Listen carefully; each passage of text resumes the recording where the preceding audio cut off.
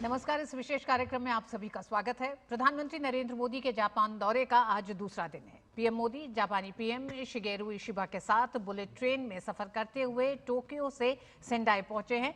Semiconductor hub के रूप में सेंडाई को जाना जाता है। अब से थोड़ी ही देर में PM Modi Tokyo electron facility भी जाएंगे। भारत और जापान के बीच हुए अहम समझौते ने आने वाले 10 सालों के लिए भविष्य की पीढ़ी की सुरक्षा और समृद्धि की नींव रखी है और इस लिहाज से पीएम मोदी की जापान यात्रा का आज का दिन बेहद अहम है।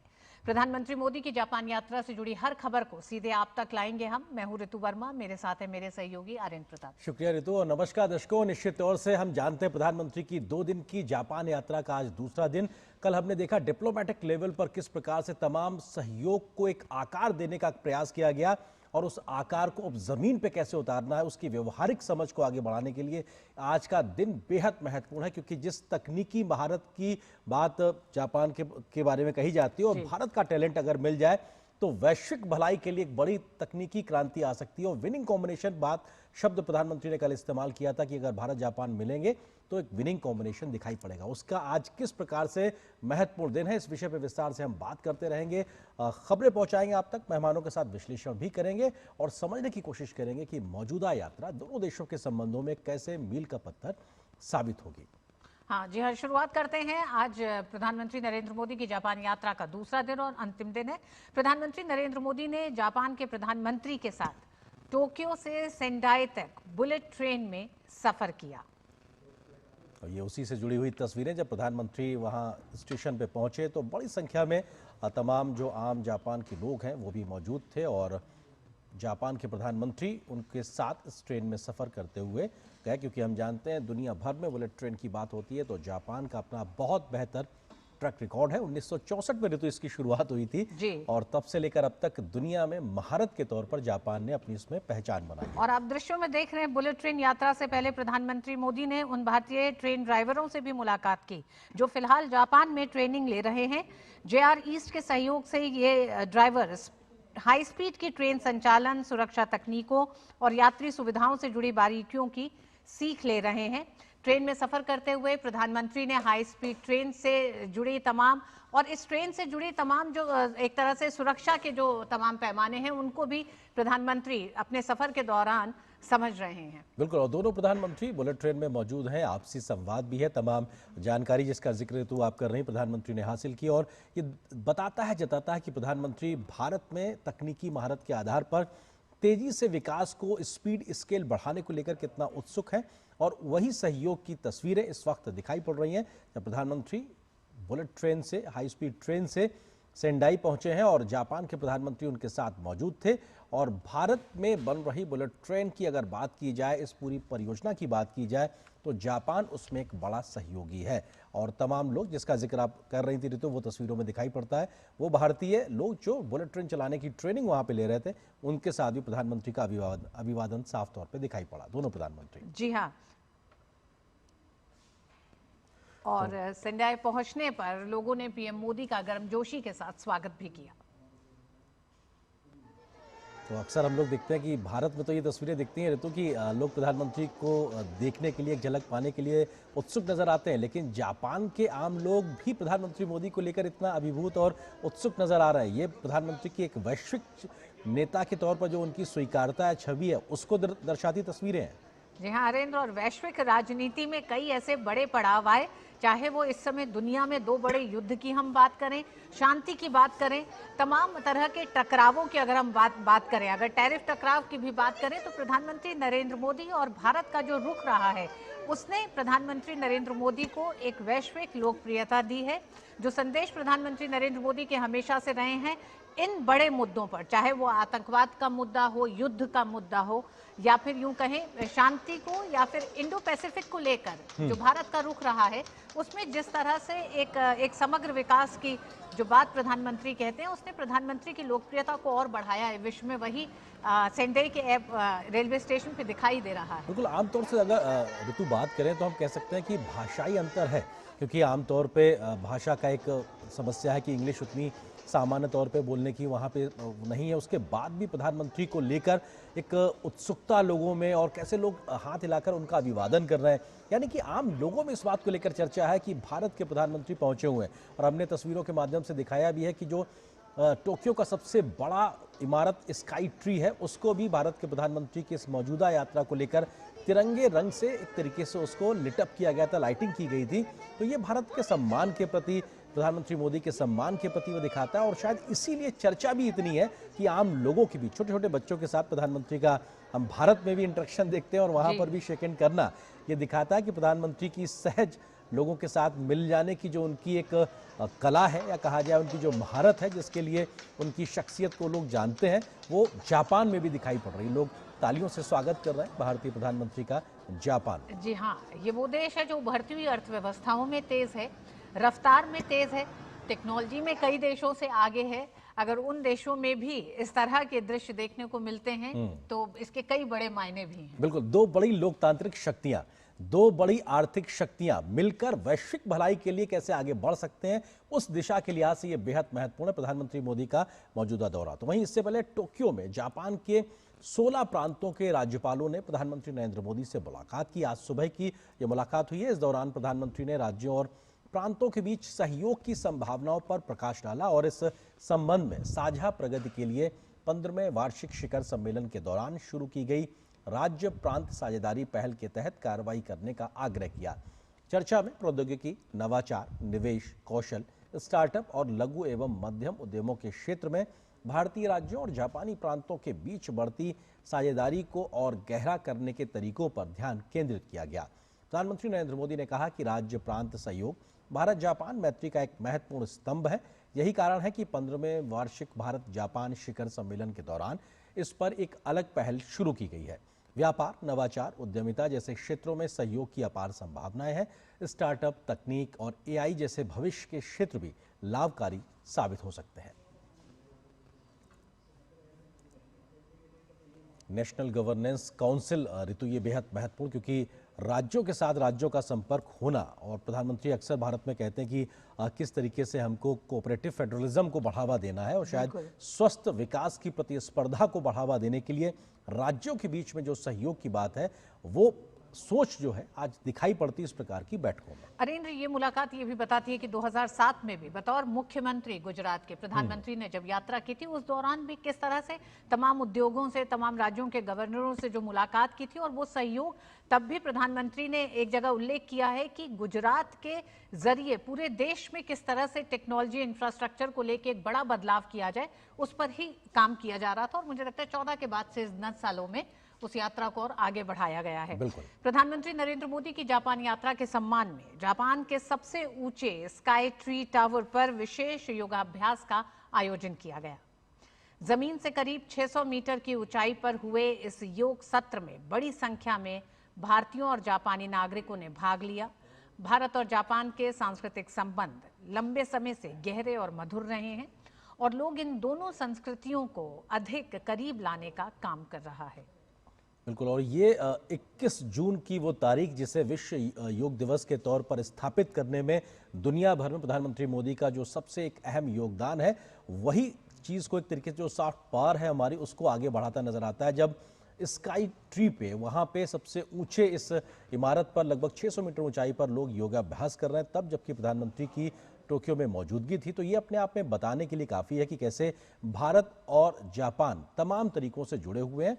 और ये जुड़ाव लगभग 6वीं शताब्दी के साथ से सांस्कृतिक और आध्यात्मिक तौर पे था, लेकिन भारत की जो समृद्ध विरासत है, इसमें योग भी शामिल है, उसको लेकर एक बड़ा उत्साह जापान के लोगों में है, क्योंकि योग है से लोग किस प्रकार से निरोगी होते हैं इसका अब दुनिया जान चुकी है। और शायद इसीलिए योग की वजह से लोग जापान में भी बहुत ज़्यादा आकर्षित होते नजर आते हैं। और ये विहंगम तस्वीरें कह सकते हैं, क्योंकि जब स्काई ट्री से ये तस्वीरें ली जाती हैं तो पूरा टोक्यो शहर दिखाई पड़ता है, और वहीं पर योग के अभ्यास के माध्यम से इस बात को प्रदर्शित करना कि भारत और जापान की मैत्री किस तरीके से युग्म योग के साथ यानी जुड़ाव के साथ जुड़ी हुई है।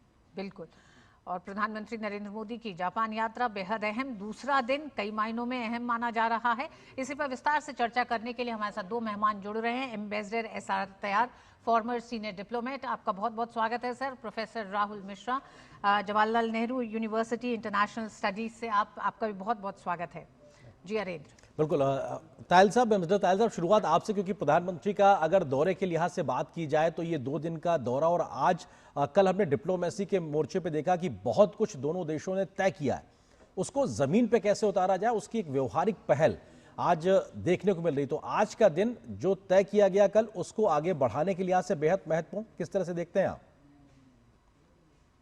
पहले मैं, आपने कहा अभी दिखाया कि सेंडाई में और हर जगह जो ऑर्डिनरी जापान के लोग हैं, नागरिक हैं, वो भी आके हमारे प्रधानमंत्री का बड़े गर्मजोशी से स्वागत कर रहे हैं।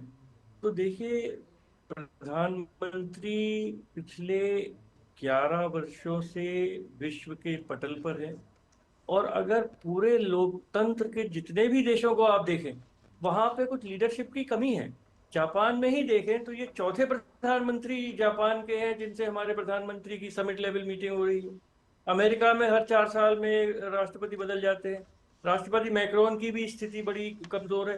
तो इस सब परिप्रेक्ष्य में देखें तो एक प्रधानमंत्री नरेंद्र मोदी का अपना एक व्यक्तित्व है, अपना एक स्थान है, जिसको विश्व के सब लोग और नेता उसको एक्नॉलेज करते हैं, स्वीकार करते हैं। दूसरी चीज कि जिस तरह पिछले 5 वर्षों में पहले कोविड का झटका लगा तो रेजिलियंट सप्लाई चेन्स की बात हुई कि ओवर डिपेंडेंस चाइना पे ना हो। अब ये ट्रम्प टैरिफ से जापान भी जूझ रहा है, भारत भी जूझ रहा है जी। तो मैं समझता हूँ कि जो विश्व की बड़ी अर्थव्यवस्था है, जापान तीसरी है, भारत चौथी है, ये अब इनको ये सोचना है कि अपनी डिपेंडेंस, इकोनॉमिक डिपेंडेंस चीन और अमेरिका से कैसे कम की जाए और आपस में सहयोग बढ़ाया जाए, व्यापार बढ़ाया जाए, निवेश बढ़ाया जाए, लोगों का आदान प्रदान बढ़ाया जाए, और भविष्य की जो टेक्नोलॉजीज हैं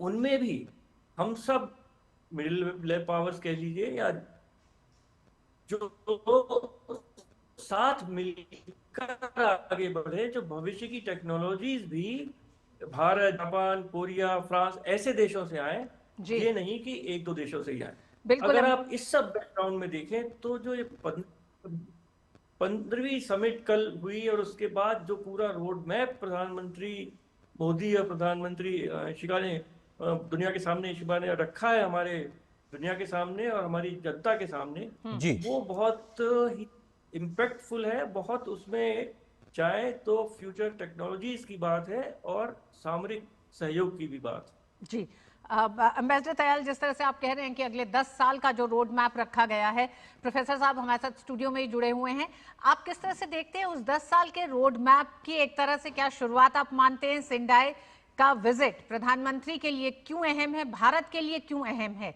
इसका खासकर चुनाव करना? हम जानते हैं ये सेमीकंडक्टर हब है और कई मायनों में टेक्नोलॉजी, AI के क्षेत्र में बेहद अहम ये एक शहर है। जी बिल्कुल, देखिए सेमीकंडक्टर क्षेत्र को लेकर के प्रधानमंत्री ने अपनी मंशा और अपना विजन बहुत ही स्पष्ट कर दिया है। 15 अगस्त के अपने भाषण में भी उन्होंने कहा कि कैसे सेमीकंडक्टर क्षेत्र में भारत ने शुरुआत बहुत पहले की थी, लेकिन पिछली सरकारों ने उस पर काम नहीं किया और हम करीब 3 दशक पीछे हो गए हैं बहुत सारे देशों से। तो ये बहुत साफ है कि भारत सेमीकंडक्टर हब बनने की अपनी पूरी कोशिश में है और जापान को इसमें एक बहुत बड़े साझेदार के तौर पे देखता है और वादों को निभाना, ये हमने देखा है विदेश नीति में खास तौर से कि कैसे प्रधानमंत्री के मोदी के कार्यकाल में पिछले 11 सालों में हमने देखा है कि एग्रीमेंट सिर्फ उन पे हस्ताक्षर नहीं होते, उस पर फॉलो अप एक्शन भी होता है। तो यहाँ तो सेमीकंडक्टर के क्षेत्र में जापान के साथ बातचीत के साथ साथ सेंडाई जाकर वहाँ फील्ड विजिट करना और उसको देखना कि किन क्षेत्रों में सेमीकंडक्टर की एक फील्ड में हम साथ काम कर सकते हैं, बहुत स्पष्ट है कि आगे आने वाला समय भारत और जापान के लिए आर्टिफिशियल इंटेलिजेंस हो या सेमीकंडक्टर हो या नवाचार की और भी चीज़ें हो, स्टार्टअप्स हो, इन सभी पे काम बहुत तेज़ी से होगा। और मुझे लगता है कि अगले 10 सालों में भारत और जापान की दोस्ती को देखा जाएगा कि तकनीकी सहयोग में कैसे दो देश एक दूसरे के तकनीकी साझेदार बनकर दुनिया में एक अपना मिसाल कायम करते हैं और अपने आप को एक स्थापित करते हैं लीडर्स के तौर पे। तो मुझे लगता है ये संदेश बहुत साफ है सेंडाई दौरे के साथ। मिस्टर तायल, क्योंकि ये बहुत महत्वपूर्ण है कि आज के समय में दुनिया जिस प्रकार से कुछ चीज़ों को लेकर बड़ा निर्भरता को लेकर फिर से सोच रही है कि आखिर कुछ देश ही क्यों एक सप्लाई चेन का एक बड़ा हिस्सा बने, तो वो डाइवर्सिफिकेशन को लेकर ग्लोबल एक तरीके से प्रयास चल रहा है। सेमीकंडक्टर को लेकर अगर बात की जाए स्पेसिफिकली, आपको लगता है कि भारत में सेमीकंडक्टर मिशन जिस प्रकार से एक इकोसिस्टम तैयार कर रहा है, जापान की तकनीक की सहयोग के साथ, क्या भारत एक बड़ा गेम चेंजर के तौर पर दुनिया के सामने वर्ल्ड सप्लाई चेन में एक बड़ी भारत के तौर पे एक आगे उभर के आ सकता है? और अगर हाँ, तो इसमें कितना व्यवहारिक समय लगेगा ताकि हम आत्मनिर्भर बने और दुनिया के लिए भी एक भरोसेमंद सहयोगी के तौर पर आगे बढ़ सकते हैं? देखिए, कल जो निर्णय लिए गए और अनाउंस हुए उसमें एक बहुत महत्वपूर्ण है, सब महत्वपूर्ण है, पर इस संदर्भ में जिसमें बात इस समय चर्चा चल रही है जी, एक डायलॉग ऑन इकोनॉमिक सिक्योरिटी, जिसमें फॉरेन सेक्रेटरी और एक वाइस फॉरेन मिनिस्टर जापान के ये डायलॉग करेंगे। और ये है क्रिटिकल एंड स्ट्रेटेजिक एरियाज। तो जापान भी भुक्तभोगी है। वो जब कुछ चीन से कुछ गर्मा गर्मी हुई थी 5-6 साल पहले, तो चीन ने सब रेयर अर्थ्स का सप्लाई जापान को बंद कर दिया था। और भारत भी इस समय हम देख रहे हैं कि मैग्नेट्स वगैरह चाइना से नहीं आ रही हैं। तो ये एक दुनिया ने समझा है कि क्रिटिकल मिनरल्स हों, रेयर अर्थ्स हों, मैग्नेट्स हों, सेमीकंडक्टर्स हों, इस पर जहाँ तक संभव है आत्मनिर्भर होइए, या बहुत सारे देशों से सप्लाई होनी चाहिए, एक देश पे डिपेंडेंस ना हो। इसमें जैसा प्रधानमंत्री ने कहा कि टेक्नोलॉजी जापान के पास है, टैलेंट भारत के पास, मार्केट भारत के पास जी। उसके बाद उन्होंने कहा कि लॉन्च पैड भारत को बनाइए, पूरे ग्लोबल साउथ को आप सप्लाई करिए। क्योंकि देखिए, कमर्शियल इंटरेस्ट बहुत जरूरी है। ये पूरा विजन ऊपर से आएगा, अधिकारी लोग उसमें पूरा फ्रेमवर्क, नीतियां सब बना देंगे जो कि एक इन्वेस्टमेंट को स्मूथ करे और जल्दी से जल्दी उसका जमीन पे ट्रांसलेशन हो। पर करना तो ये एंटरप्रेन्योर्स को है, इंडस्ट्रियलिस्ट को है, बिजनेसमैन को है, टेक्नोलॉजी R&D इन सब को है जी। उन ये रास्ता स्मूथ करना बहुत आवश्यक है। और मैं समझता हूं कि भारत को इस पर बहुत ध्यान देने की आवश्यकता है।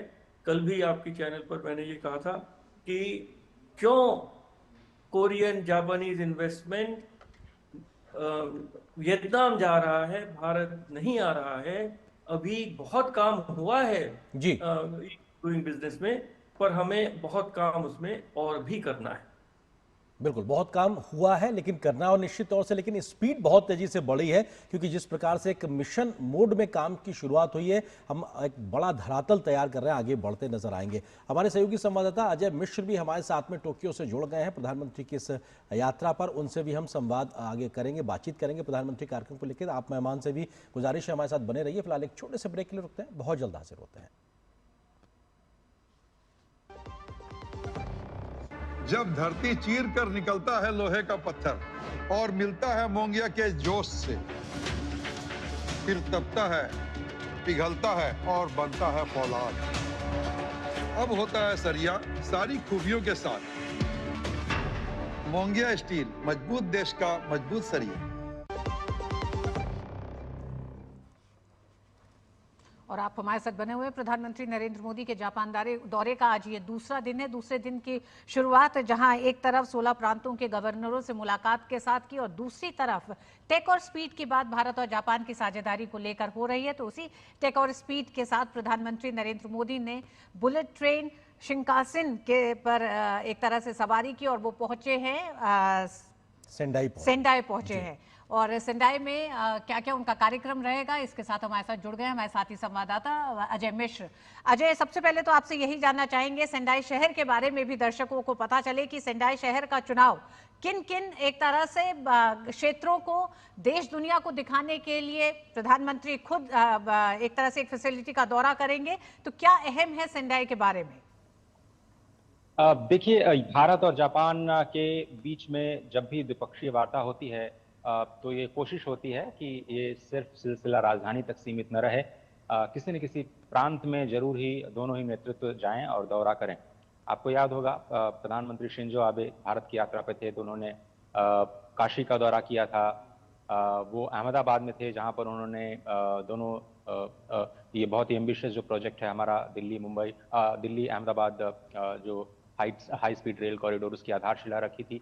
प्रधानमंत्री नरेंद्र मोदी भी जब जापान में आए तो उन्होंने कई राज्यों का दौरा किया अपने द्विपक्षीय वार्ताओं के दौरान। तो इस बार सेंदाई को चुना गया है बहुत ही इम्पोर्टेंट एस्पेक्ट्स को ध्यान में रखते हुए, क्योंकि प्रधानमंत्री नरेंद्र मोदी ने जो संकेत दिया कि जो मैजिक भारत और जापान ने ऑटोमोबाइल क्षेत्र में करके दिखाया है और वो मैजिक ये है कि अब भारत में जापान की कंपनियां गाड़ियां बना रही हैं और वापस जापान में वो एक्सपोर्ट हो रही हैं। तो जिस अभियान को हम आगे बढ़ाना चाहते हैं, make in India make for the world, उसी को ध्यान में रखते हुए जो मैजिक ऑटोमोबाइल सेक्टर में भारत और जापान के सहयोग ने दिखाया वही मैजिक अब सेमीकंडक्टर के क्षेत्र में हो। और यहाँ से मुझे लगता है कि 2025 सेमीकंडक्टर के लिहाज से एक बहुत बड़ा मील का पत्थर साबित होगा। सेमीकॉन 2025 अभी प्रधानमंत्री जैसे ही स्वदेश पहुंचेंगे ये बहुत बड़ा कार्यक्रम रखा गया है जिसमें कई सारे देशों के जो प्रतिनिधि हैं वो हिस्सा लेने वाले हैं और 5 विदेशी कंपनियां भी 5 देशों से आने वाली हैं जो कि सेमीकंडक्टर में ही एक बहुत बड़ा अपना एक्सेलेंस रखती हैं। खासतौर पर अगर हम सेंडाई की बात करें और टोक्यो इलेक्ट्रॉन जिसकी फैसिलिटी का दौरा करेंगे तो ये एक वर्ल्ड क्लास कंपनी है जो कि यूरोप, अमेरिका और दुनिया के अलग अलग देशों में सेमीकंडक्टर चिप्स और उसके जो कंपोनेंट्स हैं और जो मशीनें हैं उसकी सप्लाई करती है और कई सालों से यहाँ पर स्थापित है।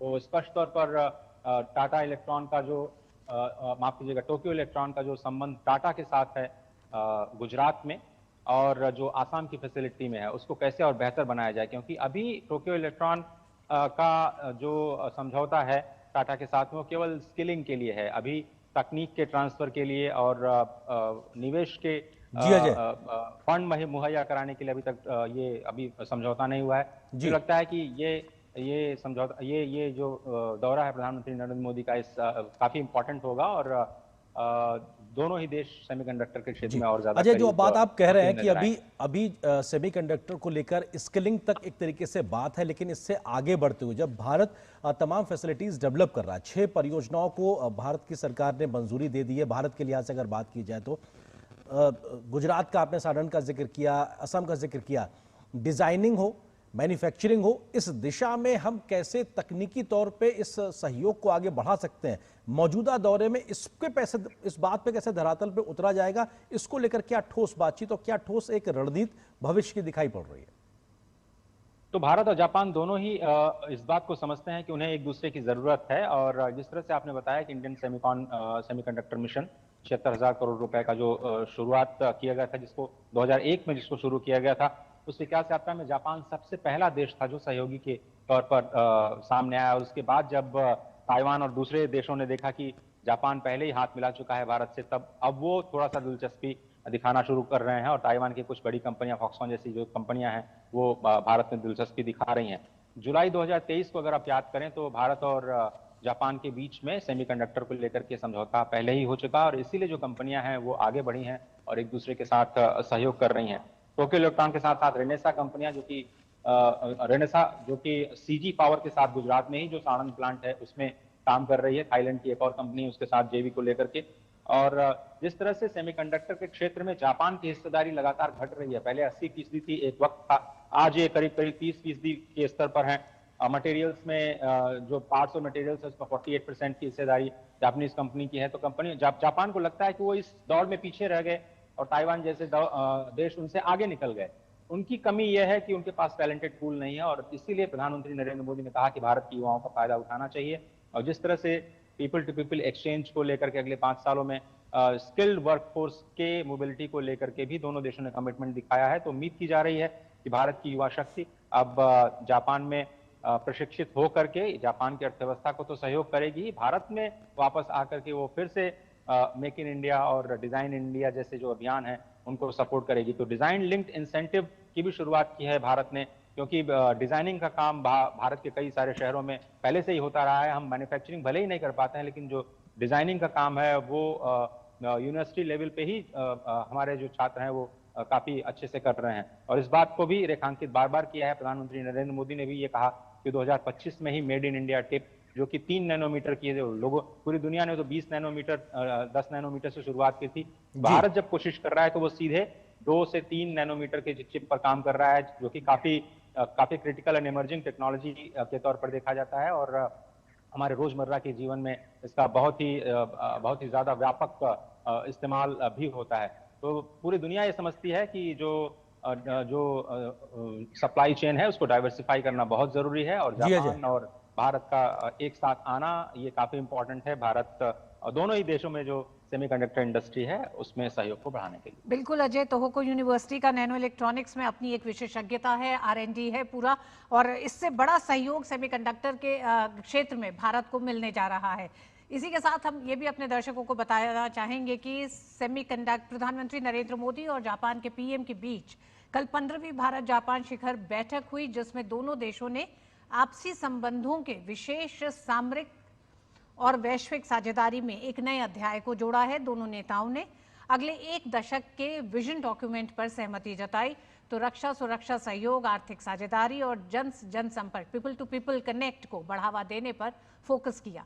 दोनों देशों के बीच कई क्षेत्रों में सहयोग समझौतों पर सहमति बनी है। तो PM मोदी ने कहा कि जापान की तकनीक और भारत का टैलेंट मिलकर वैश्विक क्रांति ला सकता है। भू राजनैतिक और भू आर्थिक उतार चढ़ाव के बीच भारत और जापान ने 15वें वार्षिक शिखर सम्मेलन के दौरान अपनी विशेष सामरिक और वैश्विक साझेदारी में एक नए और सुनहरे अध्याय को जोड़ा है। प्रधानमंत्री नरेंद्र मोदी और जापान के प्रधानमंत्री शिगेरू इशिबा ने रक्षा और सुरक्षा सहयोग, आर्थिक साझेदारी और जन से जन संपर्क से जुड़े अहम दस्तावेजों पर हस्ताक्षर का स्वागत किया। दोनों देशों के बीच स्वच्छ ऊर्जा, महत्वपूर्ण खनिज, डिजिटल साझेदारी, पर्यावरण, अंतरिक्ष, विज्ञान और प्रौद्योगिकी, सांस्कृतिक आदान प्रदान और कूटनीतिक प्रशिक्षण को लेकर आपसी सहमति बनी। उच्च प्रौद्योगिकी के क्षेत्र में डिजिटल पार्टनरशिप 2.0 और आर्टिफिशियल इंटेलिजेंस के क्षेत्र में सहयोग पर आगे बढ़ने का फैसला लिया गया। सेमीकंडक्टर्स और रेयर अर्थ मिनरल्स हमारे एजेंडे में सबसे ऊपर रहेंगे। जहां हम हाई स्पीड रेल पर काम कर रहे हैं, वहीं नेक्स्ट जनरेशन मोबिलिटी पार्टनरशिप के अंतर्गत पोर्ट्स, एविएशन और शिप बिल्डिंग जैसे क्षेत्रों में भी तेजी से प्रगति करेंगे। भारत और जापान ने आने वाले दशक के लिए साझेदारी का एक व्यापक रोड मैप तैयार किया है। भारत ने अगले 10 वर्षों में जापान से 10 ट्रिलियन येन निवेश आकर्षित करने का लक्ष्य निर्धारित किया है। साथ ही शिखर सम्मेलन के दौरान भारत और जापान ने खुले और स्वतंत्र हिंद प्रशांत क्षेत्र के लिए प्रतिबद्धता जताई है। आतंकवाद और साइबर सिक्योरिटी को लेकर हमारी चिंताएं समान है। डिफेंस और मैरीटाइम सिक्योरिटी से हमारे साझे हित जुड़े हुए हैं। हमने निर्णय किया है कि डिफेंस इंडस्ट्री और इनोवेशन के क्षेत्र में आपसी सहयोग को और सशक्त किया जाएगा। इससे पहले प्रधानमंत्री नरेंद्र मोदी और जापान के प्रधानमंत्री शिगेरू इशिबा ने भारत जापान इकोनॉमिक फोरम में भाग लिया। बैठक में उद्योग जगत के शीर्ष नेताओं को संबोधित करते हुए प्रधानमंत्री मोदी ने दोनों देशों के बीच मजबूत आर्थिक साझेदारी पर प्रकाश डाला और द्विपक्षीय सहयोग को गहरा करने के लिए 5 सूत्री रोड मैप पेश किया। उन्होंने दोनों देशों के बीच साझेदारी के लिए manufacturing, technology and innovation, green energy transition, next gen infrastructure और स्किल डेवलपमेंट को अहम बताया। भारत ने AI, semiconductor, quantum computing, biotech और स्पेस में बोल्ड और एम्बिशियस इनिशिएटिव लिए हैं। जापान की टेक्नोलॉजी और भारत का टैलेंट मिलकर इस सदी के टेक रिवॉल्यूशन का नेतृत्व कर सकते हैं। इसके अलावा प्रधानमंत्री नरेंद्र मोदी ने जापान के पूर्व प्रधानमंत्री योशिहिदे सुगा और फूमियो किशिदा के साथ तकनीक, आर्टिफिशियल इंटेलिजेंस, व्यापार, निवेश और अन्य क्षेत्रों में सहयोग बढ़ाने पर चर्चा की। 15वें भारत जापान वार्षिक शिखर सम्मेलन से दोनों देशों के संबंध न केवल आर्थिक और तकनीकी दृष्टि से मजबूत होंगे, बल्कि वैश्विक मंच पर इसे एक नई दिशा प्रदान करेंगे।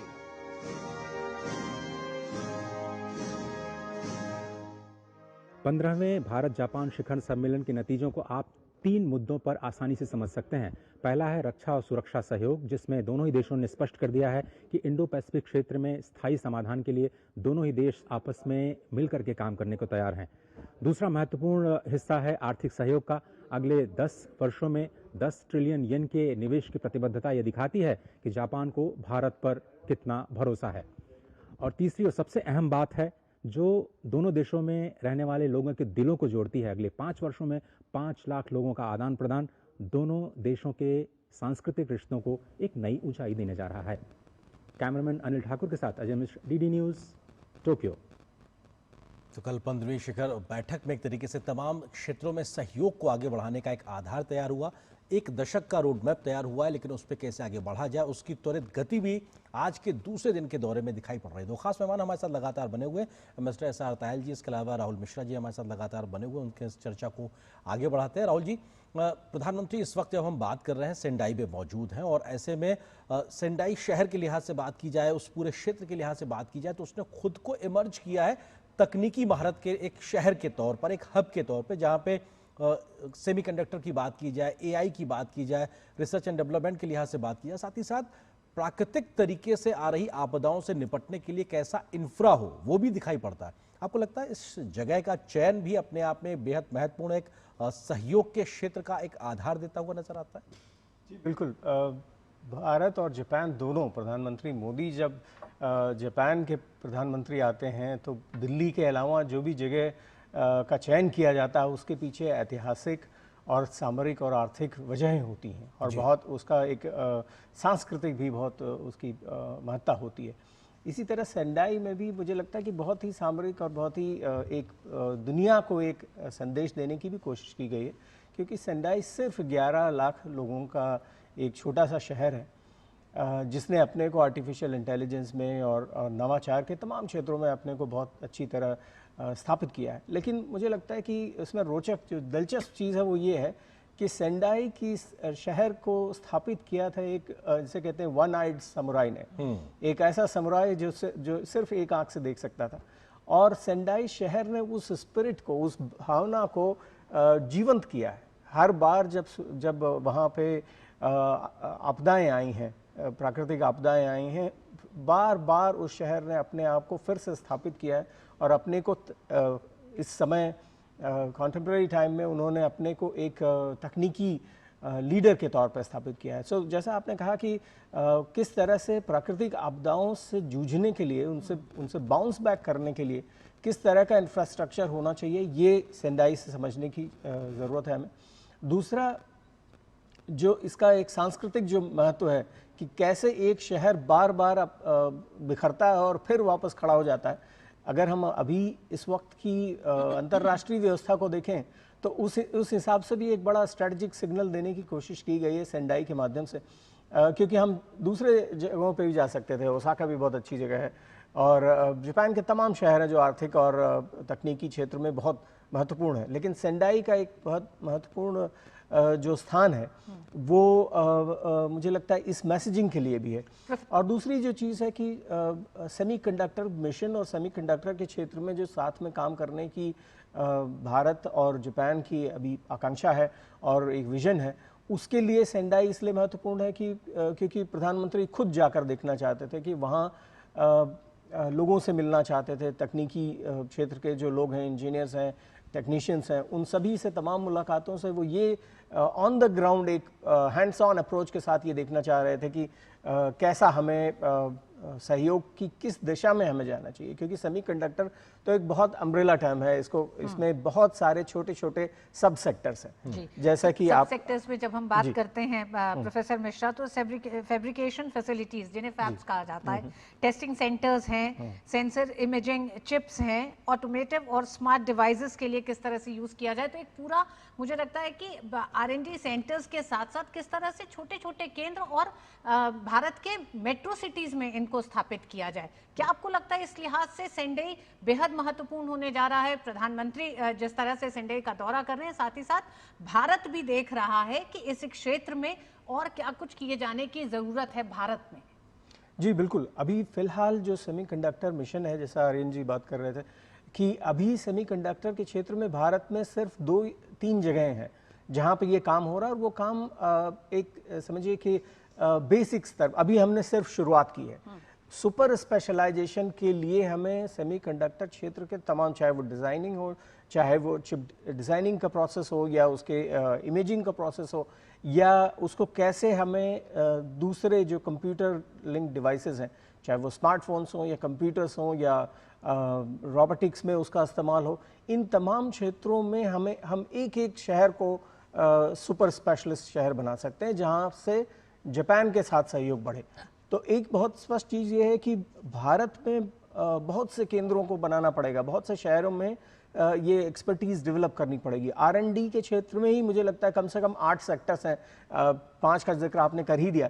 तो इसको कैसे इन सभी क्षेत्रों को कैसे आपस में मिला करके भारत में एक कोहेसिव टेक्नोलॉजिकल प्लेटफॉर्म बने, वो बहुत महत्वपूर्ण है। और इसके लिए सेंडाई जाना भी बहुत मुझे लगता है कि क्रिटिकली इम्पॉर्टेंट था, और साथ में उसको समझना भी ज़रूरी था, क्योंकि एक और समस्या मैं देखता हूं कि अभी फ़िलहाल भारत में जो सेमीकंडक्टर सेक्टर उभर रहा है, उसमें एक समस्या है कि जो सब सेक्टर्स की एक्सपर्टीज़ है या सब सेक्टर्स की जो अपनी उनकी जो क्षमताएं हैं, वो साइलोज में जिसे कहा जाता है इंडस्ट्री में, मतलब वो इंटीग्रेटेड, वो एक दूसरे के साथ, एक क्षेत्र, एक सब सेक्टर नहीं जानता है कि दूसरा क्या कर रहा है। और एक सब सेक्टर जैसे कोरियन सैमसंग है, सैमसंग के साथ सेमीकंडक्टर पार्टनरशिप भारत में कुछ कंपनीज ने शुरुआत की है, लेकिन दूसरे जो कंपनीज हैं या दूसरे जो सेक्टर्स हैं, वो कैसे कोरिया के साथ अपना सहयोग बढ़ा रहे हैं, या जापान के साथ, या सिंगापुर या ताइवान के साथ बढ़ा रहे हैं, इसकी जानकारी सारे अक्रॉस द सेक्टर नहीं है।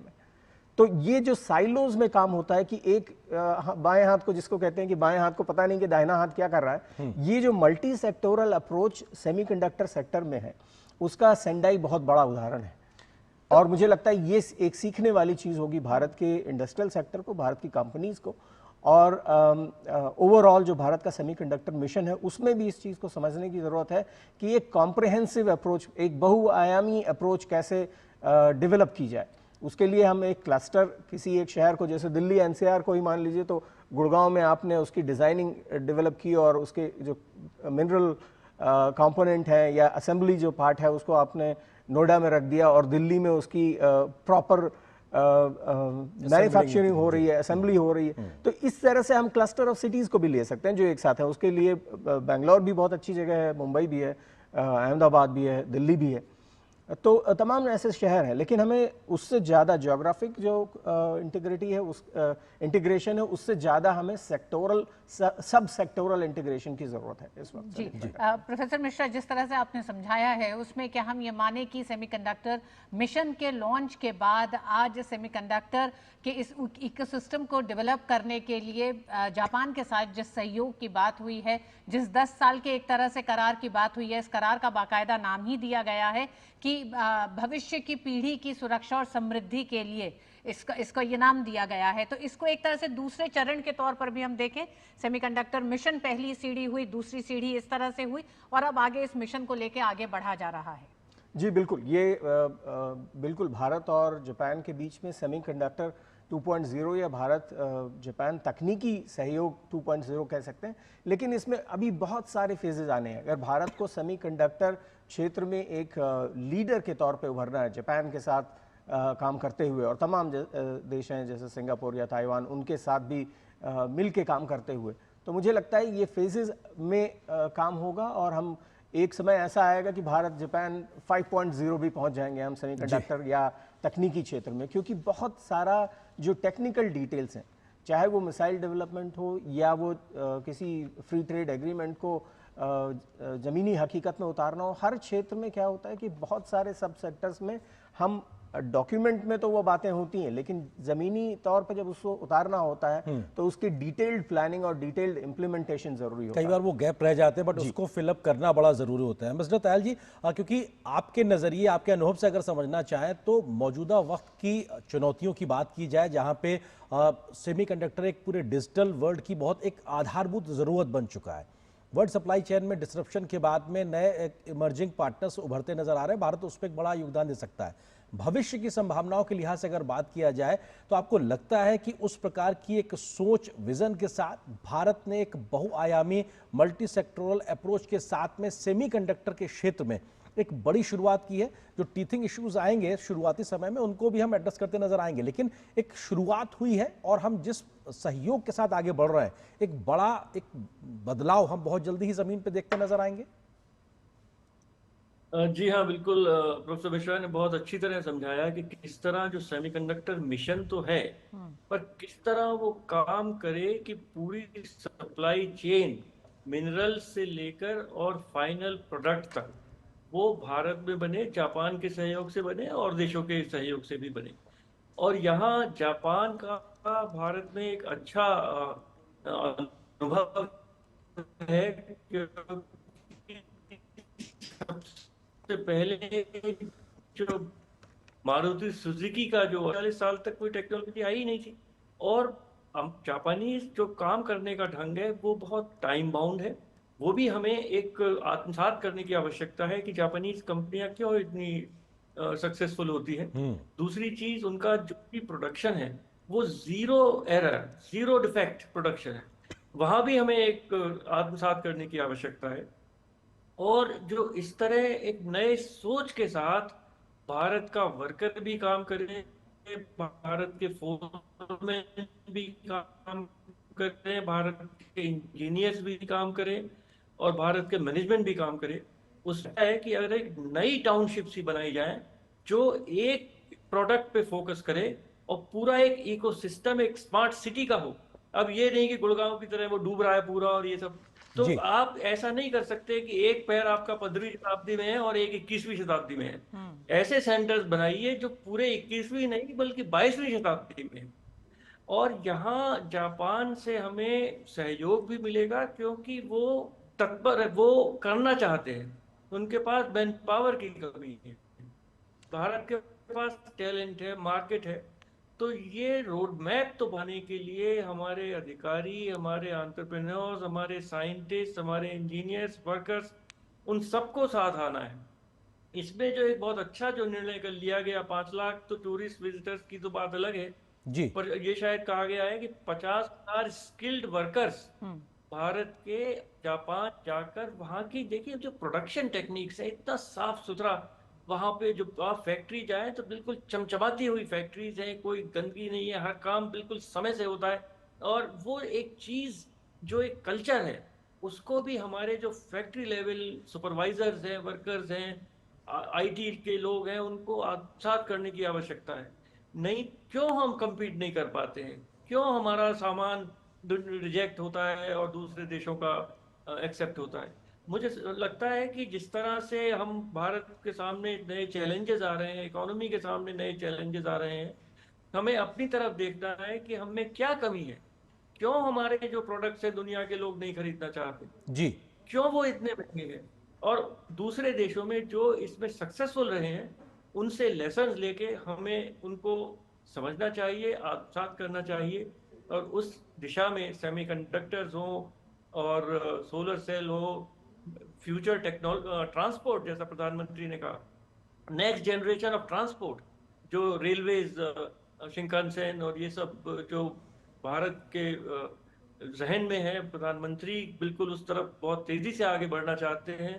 पर देश को, पूरे देश को और पूरे देश के जितने स्टेक होल्डर्स हैं, उन सबको एक साथ मिलकर एक मिशन मोड में काम करने की आवश्यकता है। एम्बेसडर तयाल, आपका कहना है कि एक साथ मिलकर एक मिशन मोड, एक नई सोच के साथ जब विकसित भारत की बात होती है तो उसके कुछ मापदंड हैं, उस तरफ काम करने की जरूरत है और उस लिहाज से भारत और जापान का सहयोग और 10 साल का जो रोड मैप तैयार किया गया है वो और भी ज्यादा अहम हो जाता है। प्रोफेसर मिश्रा, आपसे जानना चाहेंगे कि जब बात प्रोफेसर तयाल भी जिस तरह से कह रहे हैं कि भारत तेजी से शहरीकरण कर रहा है, तो उसमें किस तरह से शहरों के एक तरह से उसको और बेहतर बनाने के लिए एक पूरी टेक्नोलॉजी, एक सपोर्ट चाहिए, एक रोड मैप चाहिए, एक ब्लूप्रिंट चाहिए, उसके साथ काम करने की जरूरत है। प्राकृतिक आपदाओं से निपटने के लिए जापान एक बड़ा सहयोगी हो सकता है। किस तरह से टेक्नोलॉजी के साथ उन समाधानों को ढूंढा जाए? हम जानते हैं कि इस समय भी, मौजूदा समय, मॉनसून से देश के तमाम हिस्सों में जो एक तरह से बुरी हालत है, उसको कैसे निपटा जाए, उसके सॉल्यूशंस क्या ढूंढे जाएं? जी देखिए, एम्बेसडर तयाल ने बहुत अच्छी बात कही कि भारत को अगर सेमीकंडक्टर क्षेत्र में एक लीडर के तौर पे उभरना है या भारत को विकसित भारत बनाना है हमें 2047 तक, तो उसके लिए बहुत ज़रूरी है कि सभी क्षेत्र, आर्थिक जो हमारा सेक्टर है, आर्थिक जो व्यवस्था है देश की, उसके सभी क्षेत्रों को 21वीं शताब्दी के हिसाब से काम करना पड़ेगा। ऐसा नहीं हो सकता कि हमारा ड्रेनेज सिस्टम, दिल्ली को अगर हम, आपने बहुत अच्छा उदाहरण दिया जिससे हम दो चार हो रहे हैं हर दिन, कि भारत का जो ड्रेनेज सिस्टम है शहरों का, वो 15वीं शताब्दी का नहीं हो सकता, जबकि हम सेमीकंडक्टर और ऑटोमोबाइल सेक्टर में 21वीं शताब्दी के पैमाने पे हम दूसरे देशों के साथ कंपटीशन में हैं। तो बहुत ज़रूरी है कि ये मल्टी सेक्टोरल क्लस्टर अप्रोच जिसे कहते हैं हम आर्थिक टर्मिनोलॉजी में, अर्थशास्त्र में, एक क्लस्टर अप्रोच होनी चाहिए जिसमें कि जो भी स्पिल ओवर, अगर आप दूसरा एक टर्म होता है स्पिल ओवर, एक क्षेत्र में विकास के लिए ज़रूरी है कि उससे जुड़े हुए तमाम क्षेत्र, जैसे सेमीकंडक्टर क्षेत्र को आपको बनाना है तो ये आपको इंश्योर करना पड़ेगा कि बिजली की सप्लाई 24 घंटे हो और उसमें कोई वोल्टेज फ्लक्चुएशन ना हो। जो आपके कर्मचारी हैं वो अपने जगहों पर नियत ऑफिस में, कारखाने में समय पे पहुंचे, उसके लिए आपका जो ट्रांसपोर्ट इंफ्रास्ट्रक्चर है वो सही होना चाहिए। लोगों की जो रहने के लिए आम जो रिहायशी इलाके हैं वो उस हिसाब से डेवलप हो। और इस मामले में मैं भारत जापान के संबंधों के बैकग्राउंड में भी जाना चाहूँगा जी, कि पिछले 20 सालों में हमने देखा है कि जापान को कहीं ना कहीं, जापान के इंडस्ट्रियलिस्ट को खासतौर पे लगता है कि भारत में वो मंशा तो है भारत में जापान के साथ काम करने की और विकसित होने की, लेकिन वो जमीनी हकीकत पे उतनी दिखती नहीं है। भारत उतना सिंसियर नहीं दिखता है जब हम कॉरपोरेट सेक्टर को देखते हैं। तो अब जिम्मेदारी कॉरपोरेट सेक्टर के ऊपर है, हमारी इंडस्ट्रीज़ के ऊपर है, इंडस्ट्री कैप्टन्स के ऊपर है कि ऐसा एक वर्क एनवायरनमेंट वो अपनी कंपनीज में, अपने सेक्टर्स में दें। और प्रशासन के ऊपर, सरकार के ऊपर ये जिम्मेदारी है, प्रदेश की सरकार हो या म्यूनिसिपैलिटीज़ हो या केंद्र सरकार तो बहुत ज़्यादा इसमें इंटरफेयर नहीं कर सकती है जी, लेकिन प्रदेशों की सरकारों को भी ये काम करना पड़ेगा। भारत केंद्र सरकार के साथ मिलके कंधे से कंधा मिला के काम करना पड़ेगा कि जो भी प्रोजेक्ट्स लाए जा रहे हैं देश में उनको टाइमली तरीके से इम्प्लीमेंटेशन भी होता हुआ दिखाई पड़ा। आप सही बात कह रहे हैं प्रोफेसर राहुल जी, क्योंकि एक अनुशासित होना बहुत ज़रूरी है और उस दिशा में जब आपका सहयोगी आपसे अपेक्षा करता है तो उस तरह से आगे बढ़ना भी होगा। हमारे सहयोगी संवाददाता अजय मिश्र भी लगातार टोक्यो से हमारे साथ बने हुए हैं, प्रधानमंत्री के इस दौरे पे बातचीत करते हैं। अजय, हम जो बात कर रहे हैं सेमीकंडक्टर को लेकर, लगातार आप तकनीकी और कहा जाए आर्थिक आंकड़ों को बेहतरी से समझते हैं। मौजूदा वक्त में जिस तरीके से लगभग 45 से 50 अरब डॉलर के आसपास में भारत की सेमीकंडक्टर इंडस्ट्री पहुंचती नजर आ रही है, जिसका 2030 तक 110 बिलियन डॉलर के आसपास तक पहुंचने का अनुमान है। ये कैसे बढ़ेगा? और तब जबकि हम एक पूरा मिशन मोड में काम कर रहे हैं, इसको इस प्रकार के जापान जैसे सहयोगी देशों के साथ में धरातल पे कैसे उतारा जाएगा? क्लस्टर अप्रोच की हम बात कर रहे हैं और बहुत विजनरी सोच के साथ में हमको तय करके आगे बढ़ना होगा। वो आपको क्या चीजें दिखाई पड़ती हैं हमारी भारत की पॉलिसीज में कि हम जो सहयोग दूसरे देशों से हासिल कर रहे हैं बेहतरी से जमीन पर उतारेंगे? उसका जवाब प्रधानमंत्री नरेंद्र मोदी ने कल बिजनेस फोरम, जो इकोनॉमिक फोरम है भारत जापान, उसको संबोधित करते हुए दिया। स्पष्ट तौर पर उन्होंने याद दिलाया कि कैसे भारत ने डीरेगुलेशन के लिए एक विशेषज्ञ समिति का गठन किया है और वो जल्दी ही रिपोर्ट देगी कि कैसे किन किन सेक्टर्स में डीरेगुलेशन की जरूरत है और कौन से सेक्टर्स को और ज्यादा प्राइवेट सेक्टर के लिए खोला जाना चाहिए। दूसरी बात, जीएसटी को लेकर के जो सेकंड जनरेशन के रिफॉर्म्स हैं, नेक्स्ट जनरेशन के रिफॉर्म्स हैं, उसका भी जिक्र प्रधानमंत्री ने किया कि दिवाली के आसपास हम एक सिंप्लीफाइड जीएसटी स्ट्रक्चर इंट्रोड्यूस होता हुआ देख सकेंगे। ईज ऑफ डूइंग बिजनेस को बढ़ावा देने के लिए लगातार जो कंप्लायंसेस हैं उनको कम किया जा रहा है। बहुत सारे एक्ट्स हैं उनको बिल्कुल हटा दिया गया है, बहुत सारे एक्ट्स को डीक्रिमिनलाइज किया गया है, जो कि भरोसा बढ़ाता है कॉर्पोरेट जगत का भारत में आने के लिए, भारत में निवेश करने के लिए। इस वक्त अगर आप देखें तो भारत दुनिया की सबसे तेज रफ्तार बड़ी अर्थव्यवस्थाओं में शामिल है। तीसरी सबसे बड़ी अर्थव्यवस्था आकार के लिहाज से वो बनने के रास्ते में लगातार आगे बढ़ रही है। जहां पर कई सारे देश महंगाई से जूझ रहे हैं, हमारे यहाँ महंगाई जो है वो रिजर्व बैंक ऑफ इंडिया की सीमा के भीतर नजर आती है। फॉरेक्स अभी $700 बिलियन के जो फॉरेक्स हमारे रिजर्व्स हैं वो एक काफी कंफर्टेबल सिचुएशन रखते हैं। तो ये सारे के सारे जो अभी ईज ऑफ डूइंग बिजनेस को लेकर के जो कदम उठाए गए हैं, जिनका हमें आर्थिक और में अभी जो Q1 के आंकड़े आए हैं कल ही 7.8%, कुछ लोग तो हमारी इकोनॉमी को डेड इकोनॉमी तक करार देते हैं, लेकिन आंकड़े जब बताते हैं कि पहली तिमाही में 7.8% की विकास दर हासिल हुई है, और ऐसे सोच पाना भी बड़ी इकोनॉमी के लिए संभव नहीं है इतनी मुश्किल परिस्थितियों में जहां पर संरक्षणवाद इस वक्त चरम पर है। तो समझना होगा कि जो रिफॉर्म्स हैं वो जमीन पर आते हुए दिखाई दे रहे हैं, और जिस तरह से दोनों ही हमारे एक्सपर्ट्स कह रहे हैं कि असली एक्शन जो है वो स्टेट्स में होना है, और एक्शन स्टेट्स में होने के लिए स्टेट्स में भी जो पॉलिसी रिफॉर्म्स हैं उसकी जरूरत है, और शायद नेक्स्ट लेवल के रिफॉर्म्स की जरूरत पड़ेगी स्टेट लेवल पे। पर इकोनॉमिक रिफॉर्म के साथ साथ जो शायद दोनों मेहमान इस बात को शायद साझा करते हुए नजर आएंगे कि आपको दूसरे रिफॉर्म्स की भी जरूरत है। अगर आपके देश में एडमिनिस्ट्रेटिव रिफॉर्म्स नहीं है, पुलिस रिफॉर्म्स नहीं है, जुडिशियल रिफॉर्म्स नहीं है, तो आप जापान की तरह विकसित भारत बनने का सपना जो है वो थोड़ा सा आपको विचार करने की जरूरत होगी कि केवल आर्थिक सुधार हमारे देश के लिए नहीं चाहिए, एक समावेशी विकास के लिए आपको हर तरफ सुधार की जरूरत होगी, और उस पर राज्यों का सहयोग भी चाहिए होगा। भारत और जापान की बात करें तो जापान का एक बहुत ही फेमस कहें कि कॉन्सेप्ट है जिसको कहते हैं नेमावाशी। नेमावाशी वो कॉन्सेप्ट है जिसमें आप कोई भी आप देखें परियोजना तो लगातार आपको लगेगा कि 90 दिन तक, 100 दिन तक, 200 दिन तक काम ही चल रहा है, आपको समझ में नहीं आएगा कि काम क्या चल रहा है जापान में।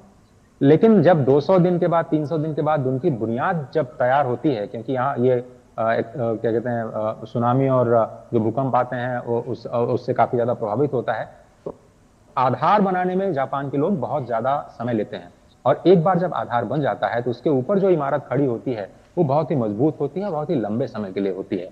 मुझे लगता है कि 2014 के बाद में प्रधानमंत्री नरेंद्र मोदी के नेतृत्व में जिस तरह से आपने देखा कि 11 वर्षों में 8 बार वो जापान आए द्विपक्षीय वार्ता और दूसरे मल्टीलेटरल टॉक्स के लिए, ये दिखाता है कि दोनों ही देश अब भी नेमावाशी यानी आधार को इतना मजबूत करना चाहते हैं कि जब अगले 5 सालों में, 10 सालों में इस पर सेमीकंडक्टर या फिर दूसरी इंडस्ट्रीज में जो इमारत बन के तैयार हो तो वो पूरी दुनिया के लिए एक अनुकरणीय इकोसिस्टम हो। और इसीलिए ये जो कहा जाता है कि जापान और भारत एक दूसरे के इनक्रेडिबल पार्टनर हैं, तो और एक दूसरे को कॉम्प्लीमेंट भी करते हैं। बहुत सारी सिमिलरिटीज हैं, कॉम्प्लीमेंटरिटीज हैं, जिसको लेकर के दोनों ही देश आगे बढ़ सकते हैं। बिल्कुल अजय, जो उदाहरण आपने दिया है जापान का, एक पूरा उस कहावत के उदाहरण के साथ आपने बताया कि किस तरह से आधार को मजबूत करने पे काम किया जाता है, और बड़े बदलावों की जरूरत नौकरशाही से लेकर एक तरह से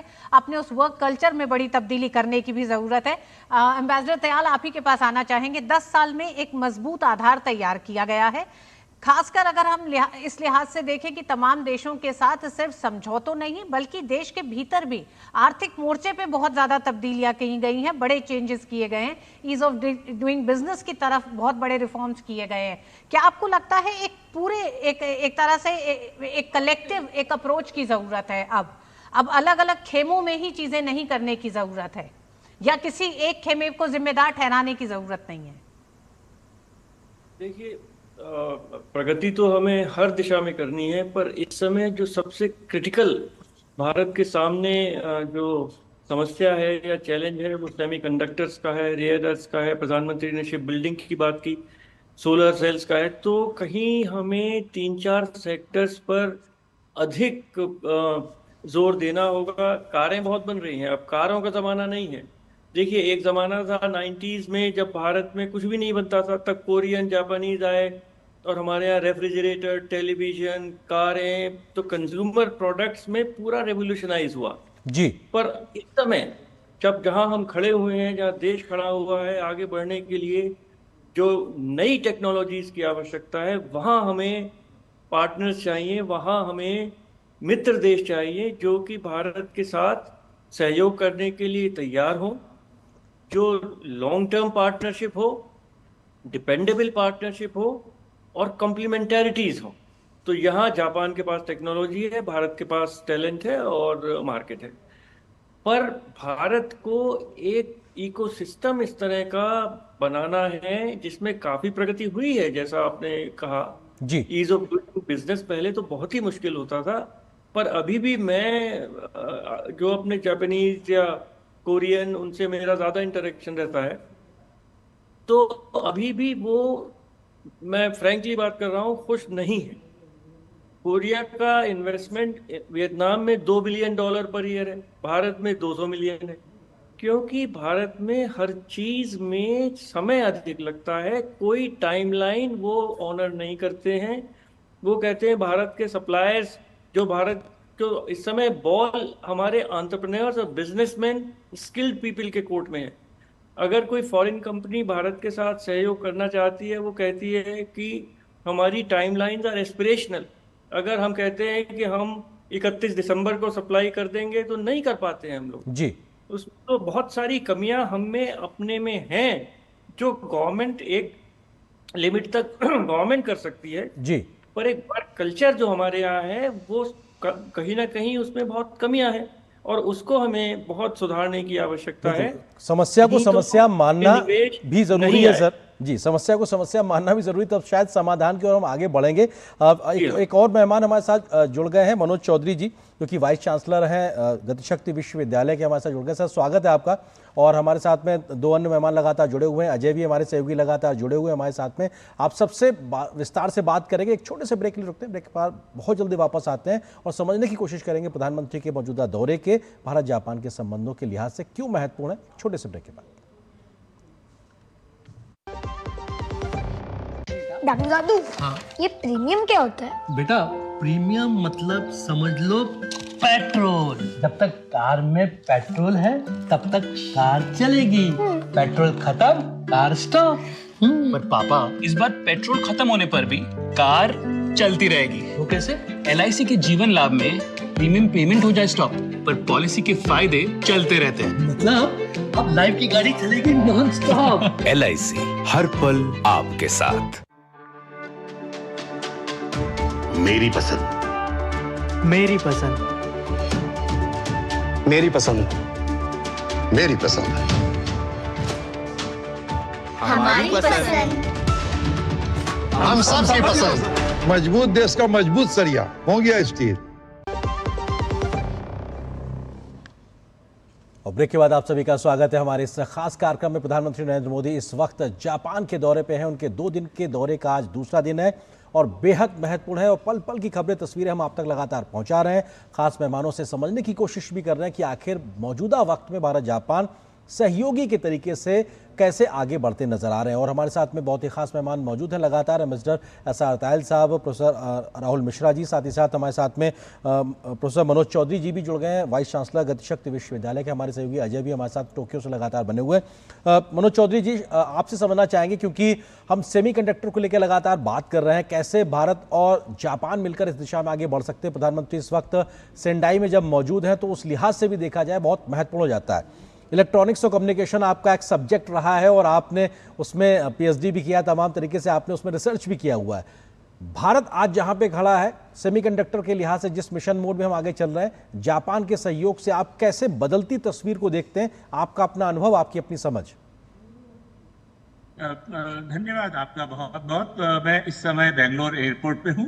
हो सकता है आपको थोड़ी बहुत बैकग्राउंड में नॉइज आए, पर इस महत्वपूर्ण मुद्दे पे मुझे 2-3 इंपॉर्टेंट बात कहनी है जी। सबसे पहले, हम सब जानते हैं कि जापान एक लीडर है। भले कंज्यूमर इलेक्ट्रॉनिक्स में हम देखें तो वहाँ पे सोनी, सैमसंग, सोनी, पैनासोनिक, सैनियो, इस तरह की बड़ी बड़ी कंपनीज हैं। अगर हम ऑटोमोटिव में देखें, होंडा, टोयोटा बहुत बड़ी कंपनीज हैं। सेमीकंडक्टर का बहुत ही बड़ा उपयोग ऑटोमोटिव सेगमेंट में और कंज्यूमर इलेक्ट्रॉनिक सेगमेंट में होता है।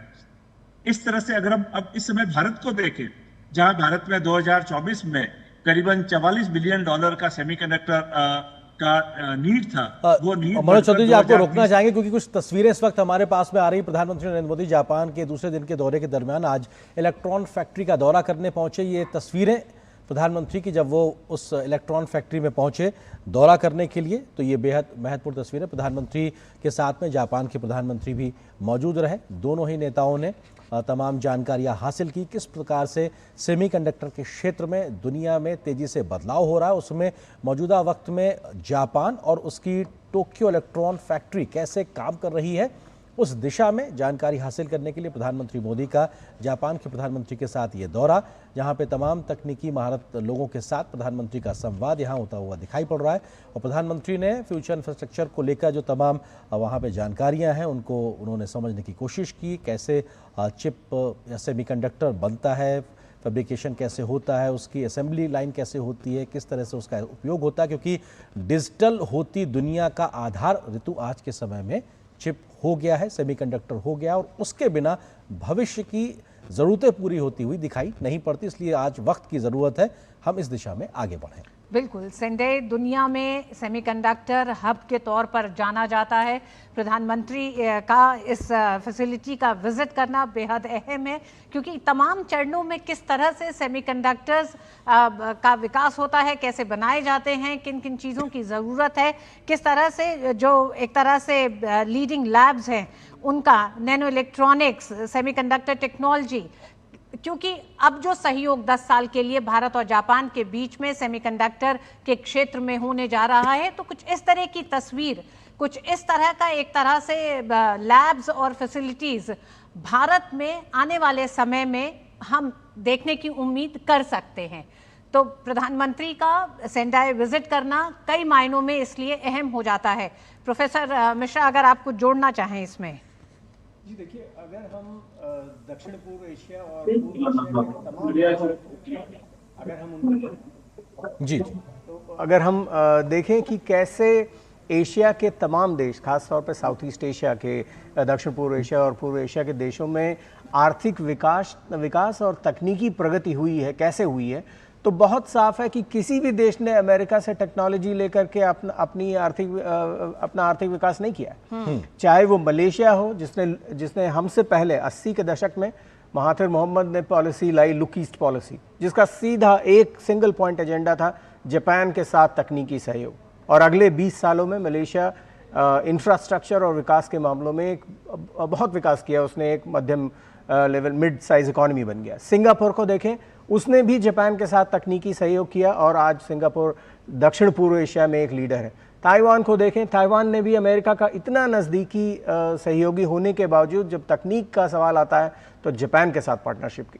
तो ये तमाम देश हम देखते हैं कि तकनीक बांटने का जो बड़ा जो जज्बा चाहिए और बड़ा दिल चाहिए, वो जापान के पास है, अमेरिका के पास नहीं है। तो अब हम मिश्रा, क्या ये दृश्य बहुत उम्मीद जगाते हैं भारत के तमाम नौजवानों के लिए, क्योंकि जो कल समझौता हुआ है 10 साल के रोड मैप के साथ 5 लाख लोगों के एक तरह से प्रशिक्षण और आदान प्रदान की बात हुई, जिसमें 50,000 स्किल्ड मैन पावर की बात हुई है। तो जो स्किल्ड मैन पावर आने वाले समय में दिखाई देगा, सेमीकंडक्टर एक ऐसा क्षेत्र है जिसमें स्किलिंग की बेहद ज़रूरत है। और ये जो हम देख रहे हैं इस समय दृश्य, ये उन तमाम युवाओं को भी एक तरह से अपने एक उज्जवल भविष्य का एक पूरा खाका दिखाई देता होगा आज के इस प्रधानमंत्री के दौरे में। जी बिल्कुल, दोनों चीज़ें हैं। एक पहली चीज़ तो ये है कि ये जो दौरा है जापान की इस टेक कंपनी का, टेल का, वो जो भारत के इंजीनियर्स हैं, जो स्टार्टअप्स के में इन्वॉल्व जो लोग हैं, जो अदर इमर्जिंग टेक्नोलॉजीज़ में काम करने वाले जो हमारे युवा वर्ग के लोग हैं, इन सभी के लिए, जैसा आपने कहा, बहुत बड़ी उम्मीदें जगाता है। लेकिन साथ ही साथ ये भारत जापान के संबंधों में भी बहुत बड़ी उम्मीदें जगा रहा है। और मुझे लगता है कि ये नियति है भाग्य इसे कहिए कि भारत इस वक्त जब अमेरिका के साथ हमारे तकनीकी संबंध और आर्थिक संबंध ऐसे मोड़ पे हैं जिसमें ये कहना भी मुश्किल है कि भारत और अमेरिका दोस्त भी रहे या नहीं। इस मौके पे, इस जंक्चर पे जापान की यात्रा और इतना ज़्यादा फोकस टेक्नोलॉजी और आर्थिक सहयोग पे, मुझे लगता है कि एक तरह से आपदा में अवसर है। बिल्कुल, सेंदाई में तोहोको इनोवेशन सेंटर भी है जहां स्टार्टअप्स और रिसर्चर्स चिप डिजाइन और मैन्युफैक्चरिंग पर काम करते हैं। तो कई मानों में सेंदाई का प्रधानमंत्री का दौरा बेहद अहम है। ये तमाम वो एक तरह से क्षेत्र हैं जहां भारत को आने वाले समय में आगे बढ़ना है। अगर रिजिलियंट और एनर्जी एफिशिएंट चिप्स की बात करें तो उस लिहाज से भी 2011 के सुनामी के बाद से सेंदाई ने जिस तरह से अपने आप को विकसित किया है, प्राकृतिक आपदाओं को ध्यान में रखते हुए, डिजास्टर मैनेजमेंट, रिजिलियंस के लिहाज से भी, तो उसमें कई ऐसे एक तरह से कई आयाम हासिल किए हैं जापान ने सेंदाई में जो दिखाई देते हैं। और ये जो तस्वीरें हैं इसमें ऋतु, एक चीज़ जो प्रधानमंत्री को जो तरीके से प्रेजेंटेशन दिया गया है पीएम मोदी को, उसमें वहाँ लिखा हुआ था स्क्रीन पे, from Japan to India for world, यानी कि जापान भारत मिलके दुनिया के लिए कैसे आगे काम करेंगे, क्योंकि प्रधानमंत्री कहते हैं मेक इन इंडिया से मेक फॉर द वर्ल्ड के लिए कैसे आगे बढ़ना, उस दिशा में जापान एक विश्वस्त सहयोगी के तौर पर और लगातार वो चीज़ें, क्योंकि अगर पिछले साल की ही बात की जाए तो प्रधानमंत्री ने सेमीकंडक्टर की तमाम बड़ी कंपनियों के सीईओ के साथ में दिल्ली में एक बैठक की थी और उसमें भी टोक्यो इलेक्ट्रॉन फैक्ट्री के जो तमाम रिप्रेजेंटेटिव्स थे वो भी मौजूद रहे थे। और अब जबकि अगले महीने ही, अब से कुछ दिन बाद सेमीकॉन फिर से 2025 का आयोजन दिल्ली में होना है, प्रधानमंत्री की मौजूदगी होगी और वहाँ पर भी टेक्नो इलेक्ट्रॉन फैक्ट्री के तमाम लोग मौजूद होंगे। तो ये सहयोग भी लगातार एक तरीके से बढ़ता हुआ दिखाई पड़ रहा है और दोनों प्रधानमंत्रियों की मौजूदगी इस बात को विश्वास भी पैदा करती है कि हाँ, दोनों देशों का शीर्ष नेतृत्व मिलकर इस दिशा में आगे बढ़ने के लिए तैयार है और यहां से इसको बहुत धरातल पे उतारने के लिए गंभीर प्रयास भी दिखाई पड़ेंगे।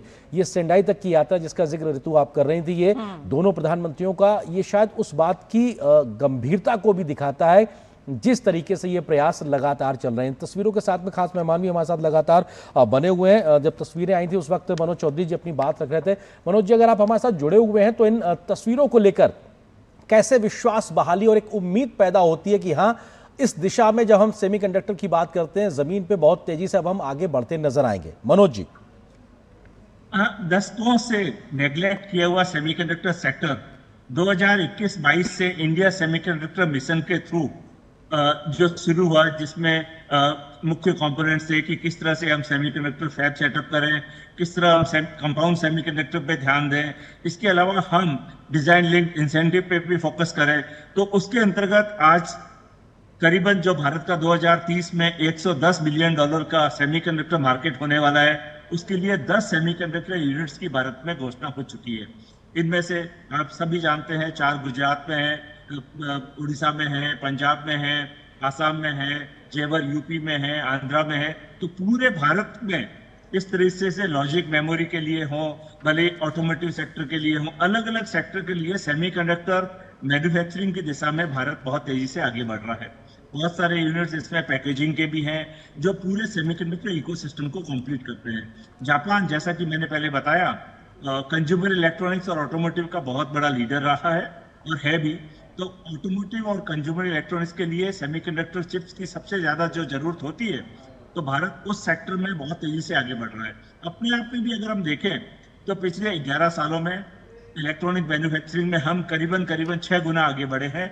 मोबाइल मैन्युफैक्चरिंग में वर्ल्ड के नंबर 2 मोबाइल मैन्युफैक्चरिंग में हम आ चुके हैं। तो आईफोन 16 का भी भारत एक प्रमुख मैन्युफैक्चरिंग हब बन चुका है। तो अगर हम सेमीकंडक्टर मैन्युफैक्चरिंग में देखें तो भारत में भारत की जो जरूरतें हैं, जैसे भारत का फैलता हुआ और बढ़ता हुआ रेलवे सेक्टर, भारत का इंडस्ट्रियल सेक्टर, भारत के लिए डिस्प्ले सेक्टर, इन सब चीजों के अंदर में भारत की नीड्स के अनुसार हम लोग भारत की नीड्स पे भारत की डिजाइन, भारत का मैन्युफैक्चरिंग और भारत के अंदर में डिप्लॉयमेंट और उसके बाद में एक्सपोर्ट ओरिएंटेड जो मिशन हम इंडिया सेमीकंडक्टर मिशन के थ्रू बना रहे हैं, वो अपने आप में बहुत ही बड़ी बात है। और इन सब चीजों में सबसे महत्वपूर्ण बात है गवर्नमेंट ऑफ इंडिया का स्किलिंग पर फोकस। सेमीकंडक्टर जैसे सेक्टर में 85,000 मैन पावर क्रिएट करने के लिए न सिर्फ एक हमारा स्टेटमेंट या गोल मोस्ट इम्पोर्टेंट है कि हमने किस तरीके से उसको सपोर्ट कर रहे हैं। आज करीबन 300 यूनिवर्सिटी या इंस्टीट्यूट बहुत ही इंपॉर्टेंट इलेक्ट्रॉनिक डिजाइन ऑटोमेशन के टूल भारत सरकार उनको उपलब्ध करा रही है ऑलमोस्ट फ्री ऑफ कॉस्ट। अगर आप देखें तो एजुकेशनल इंस्टीट्यूट्स में chip to startup C2S scheme के अंतर्गत करीबन 65 नई डिजाइन्स को टेप आउट की तरफ बढ़ाया गया। अभी रिसेंटली ही SCL ने करीबन सेमीकंडक्टर लेबोरेटरी ने करीबन 20 से भी ज्यादा इन डिजाइन्स को चिप में मैन्युफैक्चरिंग किया। तो भारत इनोवेशन, स्टार्टअप, एंटरप्रेन्योरशिप के साथ साथ पूरे सेमीकंडक्टर सेक्टर में, और सेमीकंडक्टर हम सभी जानते हैं न सिर्फ कंज्यूमर, न सिर्फ मोबाइल, न सिर्फ टीवी, बल्कि ये स्ट्रेटेजिक एसेट है जो हमने देखा। और उसके लिए भले डिफेंस सेक्टर में हो, स्पेस सेक्टर में हो, जहां भारत के आत्मनिर्भरता में तेजी से बढ़ते हुए कदम में सेमीकंडक्टर एक बहुत ही महत्वपूर्ण भूमिका निभाने वाला है। तो अक्रॉस ऑल सेक्टर्स भारत की नीड्स के अनुसार भारत में डिजाइन हो, भारत में मैन्युफैक्चरिंग हो, और पूरे सिस्टम ओरिएंटेड अप्रोच के साथ में किस तरह से भारत को हम इलेक्ट्रॉनिक और सेमीकंडक्टर प्रोडक्ट नेशन बना सकते हैं, इस दिशा में हम लोग बहुत तेजी से आगे बढ़ रहे हैं। जी प्रोफेसर मनोज, आप हमारे साथ बने रहिएगा। अजय हमारे साथ जुड़े हुए हैं, अजय मिश्र टोक्यो से हमारे साथ ही बने हुए हैं। अजय, टोक्यो इलेक्ट्रॉन का ये इंक्यूबेशन लैब है जिसका दौरा प्रधानमंत्री नरेंद्र मोदी ने किया। टाटा इलेक्ट्रॉनिक्स के साथ पार्टनरशिप में धुलेरा गुजरात में मेक इन इंडिया चिप बनेगा। 15 अगस्त को लाल किले की प्राचीर से प्रधानमंत्री ने कहा कि साल के अंत में पहला भारतीय सेमीकंडक्टर चिप तैयार होगा। किस तरह से उत्साहित वहां पर मौजूद भारतीय भी हैं, क्योंकि इस फैसिलिटी के साथ भारतीय भी जुड़े हुए हैं। मुझे लगता है कि अगर आप भारतीयों के दिल की बात करें तो वो इतना खुश हैं इस पूरे दौरे को लेकर के। और जब भी प्रधानमंत्री नरेंद्र मोदी जापान आते हैं उनको इंतजार रहता है अलग अलग प्रांतों से, जिसको अलग अलग प्रांतों से यहाँ पर लोग आए टोक्यो में उनसे मिलने के लिए। और बिल्कुल सही कहा आपने, जो मोबिलिटी को लेकर के जो सभी लोग सोच रहे थे कि अभी केवल 54-55 हजार लोग यहाँ पर हैं, उनकी संख्या कैसे बढ़ाई जाए। धीरे धीरे भारतीयों की संख्या लगातार बढ़ रही है यहाँ पर, और काफी पॉजिटिव वाइब्रेशन है लेकर के, क्योंकि दोनों ही देश एक दूसरे की संस्कृतियों को बखूबी समझने लगे हैं। लेकिन अभी इस वक्त की सबसे बड़ी खुशखबरी यही है कि आप ये मान के चलिए कि टोक्यो इलेक्ट्रॉन भारत में आ चुका है। स्पष्ट तौर पर मेक इन इंडिया के तहत वो मैन्युफैक्चरिंग बेस लगाएगा। और ये खबर इसलिए भी ज्यादा अहम हो जाती है रितु जी कि अभी तक 1963 से ये जो सफर शुरू हुआ है टोक्यो इलेक्ट्रॉन का, वो कहीं भी जापान के बाहर नहीं गया है। यहाँ तक कि अमेरिका में भी उसकी छोटी मोटी सहायक कंपनियां हैं, और केवल पूरा का पूरा बेस जापान में रखते हुए वो पहली बार उसने बहुत ही क्या कहते हैं उसको मेटिकुलसली चुना है भारत को अपने सहयोगी पार्टनर देश के रूप में। और वहां अब भारत में वो मैन्युफैक्चरिंग बेस लगाने जा रहा है, इसमें कोई दो राय नहीं, क्योंकि आपने देखा प्रधानमंत्री को जो तोहफा दिया गया उसमें लिखा गया था कि DEL for make in India. तो मेक इन इंडिया होने जा रहा है। और जिस तरह से मैं पहले बता रहा था कि नेमावाशी एक कॉन्सेप्ट होता है जिसमें आप आधार तैयार करते हैं और उसके ऊपर एक बड़ी मजबूत बिल्डिंग तैयार करते हैं, उसी तरह से जापान में एक और कॉन्सेप्ट है जिसको कहते हैं कियोत्सु। ये कियोत्सु ये कॉन्सेप्ट होता है कि किसी भी एक जगह आप पूरे इकोसिस्टम को एक साथ ले आइए और इंटरडिपेंडेंट जो कंपनीज होती हैं वो एक साथ मिलकर के काम करें। मिसाल के तौर पर अगर सेमीकंडक्टर की बात करें तो जो फाइनेंस कंपनी है, जो बैंकिंग पार्टनर है, वो भी एक साथ काम करे। इनक्यूबेशन और स्किलिंग का काम भी उसी जगह पे हो, जिस तरह से आपने देखा कि इनक्यूबेशन सेंटर है। मैन्युफैक्चरिंग का जो काम है वो भी उसी जगह पे हो, डिजाइनिंग का काम भी हो। तो भारत और जापान जिस तरह से स्किलिंग के क्षेत्र में आगे बढ़ रहे हैं, जैसा कि प्रोफेसर राहुल ने कहा कि एकेडमिक रिसर्च पार्टनरशिप की बात एकेडमिक रिसर्च पार्टनरशिप की बात की जाए, 665 ऐसे समझौते दोनों देशों के बीच में हो चुके हैं। 138 यूनिवर्सिटीज जापान की और 227 यूनिवर्सिटीज इंडिया की आपस में पहले से समझौता कर चुकी हैं। तो ये भरोसा पहले से बन चुका है। ये मुझे बार बार कह रहा हूं कि ये जो आधार नेमावाशी का है वो बन चुका है, और इसके ऊपर इमारत बननी है। और इमारत बनने में जापान में वक्त नहीं लगता है, आधार बनने में लगता है।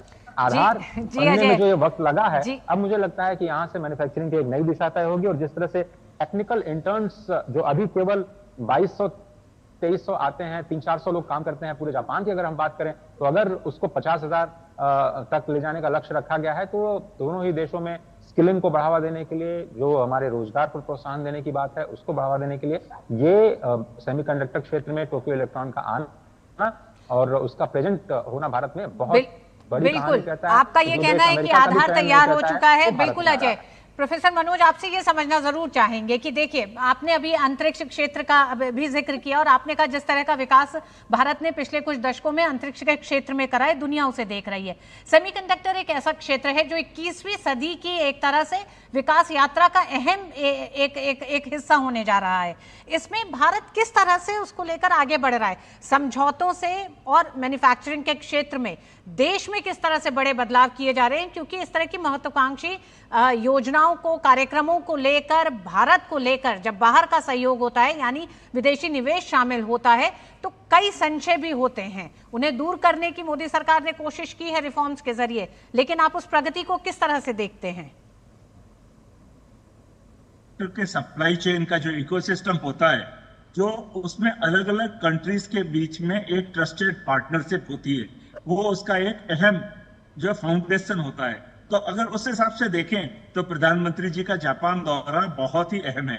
इसके पहले भी अलग अलग इंपॉर्टेंट जो कंट्रीज हैं सेमीकंडक्टर के सेक्टर में, एक जापान है, साउथ कोरिया है, ताइवान है, या अगर हम देखें यूएस है, यूरोपियन यूनियन है, तो सारे देशों के साथ में एक ट्रस्टेड पार्टनरशिप जो भारत बनाने की ट्राई कर रहा है, वो अपने आप में बहुत इंपॉर्टेंट है।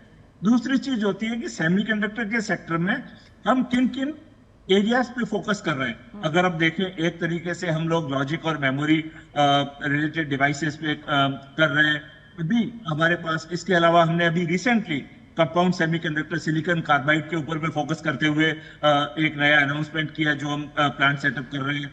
इसके अलावा अगर आप देखें तो डिस्प्ले ड्राइवर इंटीग्रेटेड सर्किट के ऊपर में जेवर के अंदर में HCL मिलके काम कर रहे हैं। टाटा इलेक्ट्रॉनिक्स एक फैब सेटअप कर रहा है जो कि हम सबको पता है गुजरात में, जिसके अंदर में PSMC के साथ में पार्टनरशिप होते हुए हम लोग ऑटोमोटिव और इंडस्ट्रियल के लिए काम कर रहे हैं। तो अलग अलग जो कंपनीज काम कर रही है, तो नेचुरली कंपाउंड सेमीकंडक्टर में अभी हमने सिलिकॉन कार्बाइड पे काम किया, गैलियम नाइट्रेट पे अभी काम हमारा बाकी है, उसके अंदर में हमें फोकस करना है। हमें एक बहुत बड़ा इकोसिस्टम है जिसको डिस्प्ले फैब कहते हैं, उसके अंदर में, क्योंकि जापान बहुत बड़ा एक लीडर है डिस्प्ले टेक्नोलॉजी में, जैसे कि हम सारे बड़े बड़े टीवीज में इस्तेमाल होने वाले डिस्प्लेस देखें, सोनी हो या तोशिबा हो या बड़ी पैनासोनिक बड़ी कंपनियां हो, डिस्प्ले फैब अपने आप में, डिस्प्ले बड़ी टीवी में यूज हो, मोबाइल में यूज हो, तो डिस्प्ले अपने आप में एक बहुत बड़ी अपॉर्चुनिटी है जो भारत को अभी तक हमको स्ट्रांगली सेटअप करना है। इसके अलावा हम देखें इंडस्ट्रियल एप्लीकेशंस में, भले ही हमारे घर में लगने वाले इन्वर्टर हो, भले ही रेलवेज के अंदर में लगने वाले IGBT डिवाइसेस हों जिसके थ्रू हमारे लोकोमोटिव काम करते हैं। जापान तो अपने आप में एक लीडर है इस सेगमेंट के अंदर में, है ना, ट्रांसपोर्टेशन। तो ये हमारा पूरा सेमीकंडक्टर का जो मिशन है, ये भारत की हर एक जरूरत को ध्यान में रखते हुए कि इंडस्ट्रियल सेक्टर को क्या चाहिए, ट्रांसपोर्टेशन सेक्टर को क्या चाहिए, डिफेंस को क्या चाहिए, स्पेस को क्या चाहिए। स्पेस के अंदर में जैसे आपने बताया, इसके स्पेस के अंदर में हाई रेजोल्यूशन इमेजिंग एक बहुत ही इंपॉर्टेंट एरिया होता है। तो उसके अंतर्गत में हम लोग किस तरह से सेमीकंडक्टर फैब बनाएंगे ताकि भारत में high resolution CMOS image sensors बन सके। तो ये, इसके अलावा भी सबसे मेन चीज होती है कि हम मैन्युफैक्चरिंग तो करेंगे, पर किस चीज की करेंगे, उसकी डिजाइन कहाँ हो। जैसा कि हम सबको पता है, भारत डिजाइन का पावर हाउस है। अगर यहाँ पे बहुराष्ट्रीय कंपनियां देखें, हम कहीं से भी शुरू करें, NVIDIA, AMD, Intel, Samsung, NXP, design talent Bharat में काफी है। तो हम डिजाइन टैलेंट को भारत में लेकर इस तरीके से भारत के लिए जो जरूरतें हैं उसके हिसाब से हम नई सेमीकंडक्टर चिप का डिजाइन करें, उसको भारत में मैन्युफैक्चर करें, असेंबली पैकेजिंग करके तो फाइनल उसका जो हम मॉड्यूल बनाए और उसके बाद में सिस्टम सॉफ्टवेयर मिला के हम भारत के लिए एप्लीकेशंस बनाएं। जी, आप जो बात सर कह रहे हैं, जहाँ सेमीकंडक्टर की जरूरत हो उसको हम इस्तेमाल कर सकें। आप जो बात कह रहे हैं, डायरेक्शन में पूरा इंडिया सेमीकंडक्टर मिशन है। बिल्कुल, आप जो बात कह रहे हैं सर बहुत महत्वपूर्ण, क्योंकि डिजाइनिंग में तो भारत एक बड़ा आगे तक निकल चुका, लेकिन मैन्युफैक्चरिंग के आधार पर कैसे आगे बढ़ा जाए। मिस्टर एहसास तायल जी भी हमारे साथ लगातार बने हुए। मिस्टर तायल, क्योंकि जब हम मैन्युफैक्चरिंग की बात करते हैं तो रॉ मटेरियल की बात आती है, उसमें रेयर अर्थ मटेरियल्स की भी बात आती है। उस दिशा में भी भारत ने कदम पीछे नहीं रखे बल्कि बहुत प्रोएक्टिवली काम किया है। अभी जापान में प्रधानमंत्री हैं तो कल ही हमने देखा कि रेयर अर्थ मटेरियल्स को लेकर भी दोनों देशों में सहयोग की बात हुई है। इससे पहले कि भी प्रधानमंत्री के हाल फिलहाल के कई अन्य देशों के दौरे में भी देखें तो इस दिशा में काफ़ी प्रगति हुई है।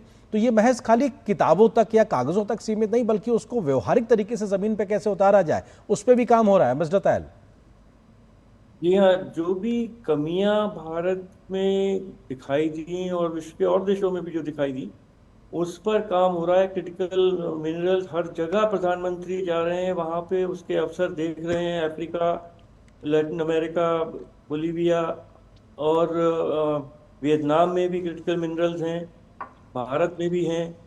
तो उनको किस तरह जल्दी से जल्दी उनको एक्सप्लॉइट किया जाए, किस तरह उसको एक कमर्शियली एक्सप्लॉइट किया जाए, इसमें टेक्नोलॉजी की भी आवश्यकता है और निवेश की भी आवश्यकता है।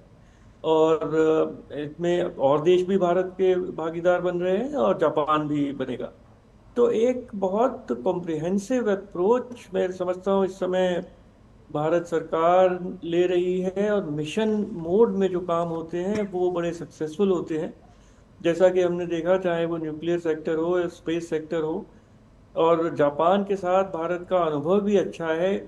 हम सब ने देखा कि किस तरह जापान के तकनीकी और मैनेजरियल सहयोग से जो दिल्ली मेट्रो बनी, वो बिल्कुल समय से बनी। हर चीज़ उसमें बिल्कुल समय के हिसाब से, कोई स्लिपेज नहीं हुआ। टेक्नोलॉजी बहुत अच्छी है, कितना अच्छा वो काम कर रही है। तो जापान के जो भी प्रैक्टिसेस हैं, industrial practices, work practices, management practices, उनको भी भारत को आत्मसात करने की आवश्यकता होगी। पर जो गैप सप्लाई चेन्स में है, चाहे वो मिनरल्स हो, रॉ मटेरियल हो, टेक्नोलॉजी हो, मैकेनिकल रोबोट्स की ज़रूरत पड़ती है, उन सबको चलाने के लिए स्किल्ड लोगों की ज़रूरत पड़ेगी। वहाँ भी एक गैप है। जैसा अभी वाइस चांसलर साहब ने बताया कि उसकी भी तरफ बहुत काम हो रहा है, और गवर्नमेंट की तरफ से नई नई मशीनें सब दी जा रही हैं हमारे तकनीकी जो संस्थान हैं उनको। पर हमारे जो तकनीकी संस्थान हैं उनके ग्रेजुएट्स तो अमेरिका जाना चाहते हैं, या मैनेजर बनना चाहते हैं, इंजीनियर बनना नहीं चाहते।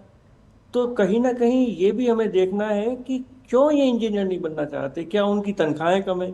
क्या उनके क्या वो मैनेजर बनना चाहते हैं? मैं आईआईटी कानपुर का खुद पढ़ा हुआ हूँ जी। कोई आईआईटी कानपुर का इंजीनियर इंडिया में इंजीनियर नहीं बनना चाहता, अमेरिका में जाना चाहता है, या मैनेजर बनना चाहता है, या आईटी सॉफ्टवेयर लिखना चाहता है। तो हम कैसे प्रोडक्शन में आगे बढ़ सकते हैं जी, क्यों मैन्युफैक्चरिंग में आगे बढ़ सकते हैं? इस तरफ भी हमें देखना है कि क्या हमारे इंजीनियर्स वगैरह की जो एम्प्लॉयमेंट अपॉर्चुनिटीज हैं, करियर अपॉर्चुनिटीज हैं, क्या कम है?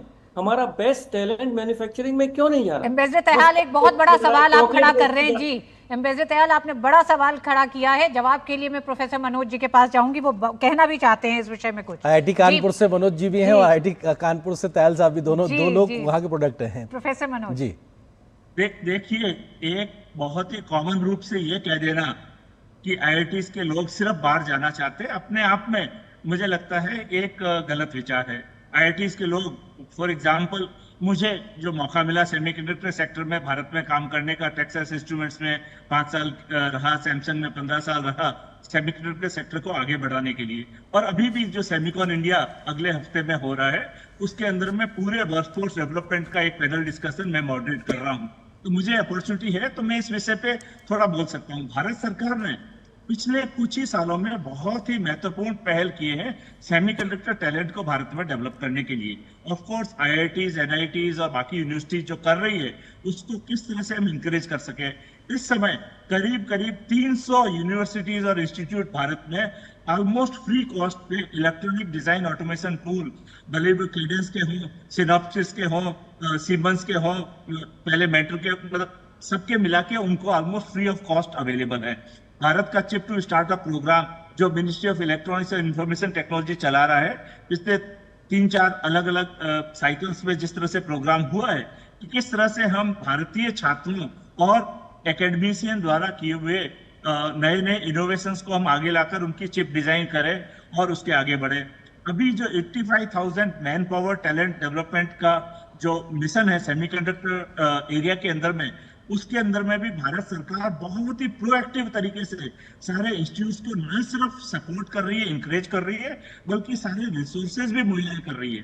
तो अगर मैं इन सबको देखूं, और इस समय भारत में अगर फलते फूलते सारे सेमीकंडक्टर यूनिट्स कंपनीज में है, 10 भारत की अपनी यूनिट्स के अलावा semiconductor complex limited, laboratory Mohali पे है। इसके अलावा हम देखें तो दुनिया की सारी semiconductor companies, Cadence, Synopsys, Intel, Samsung, NXP, Nvidia, AMD, आप किसी को भी ले लो, सारी भारत के अंदर में बहुत ही एक मजबूत और महत्वपूर्ण पहचान और प्रेजेंस है भारत में। तो भारत का सेमीकंडक्टर टैलेंट अपने आप में बहुत स्ट्रांग है।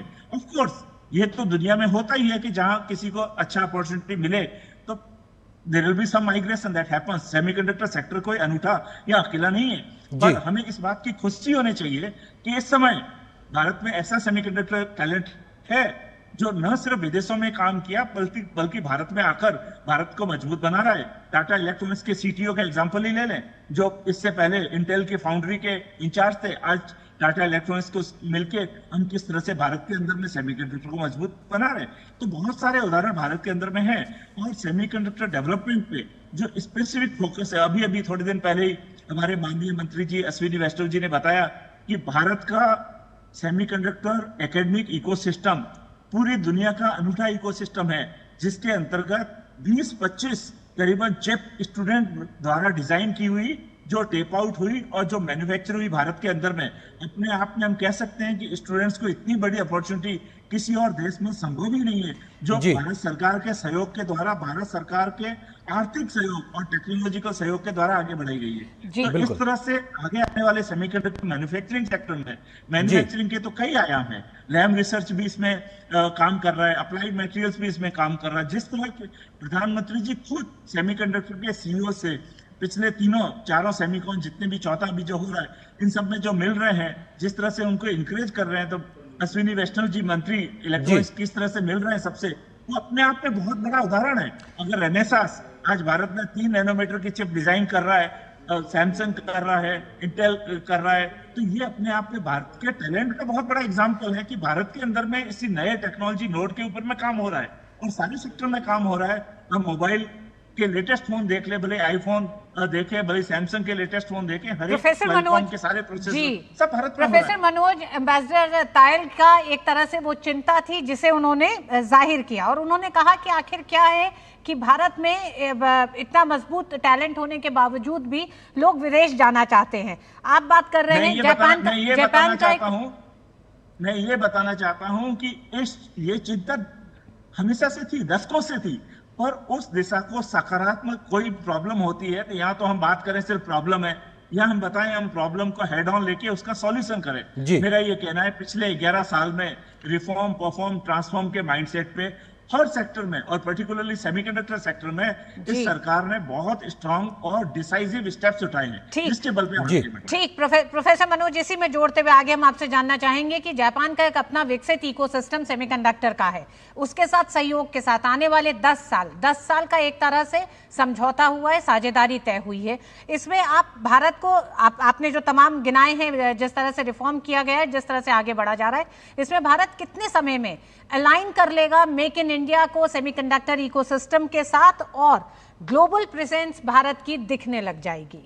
क्योंकि ये भी एक बहुत बड़ा मसला है। ग्लोबल प्रेजेंस के लिए ही टेल जैसे जापान की एक तरह से तकनीकी कंपनी के साथ साझेदारी है। आज का नया भारत अपने तय किए हुए लक्ष्यों को समय से पहले पूरा करता है। उसका एक मैं एग्जांपल दूंगा।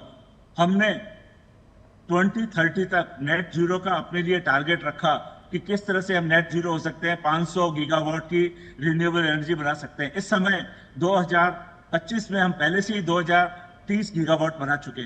सेमीकंडक्टर के अंदर में हमने एक स्पेसिफिक फोकस एरिया रखा है। इस फोकस एरिया में हम लोग ने जिस तरह से 10 सेमीकंडक्टर यूनिट किए हैं, उनमें से अगले ही साल, इस साल के एंड से ही हमको पहली चिप डिजाइन और मैन्युफैक्चर इन इंडिया अवेलेबल होगी।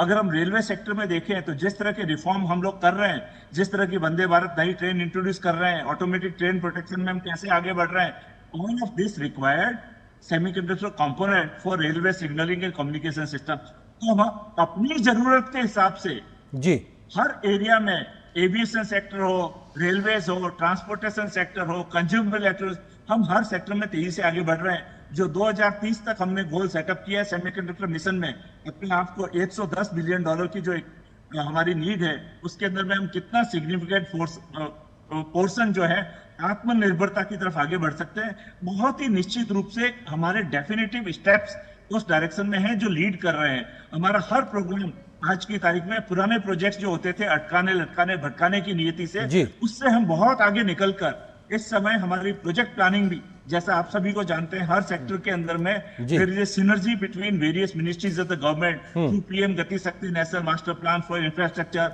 And many areas.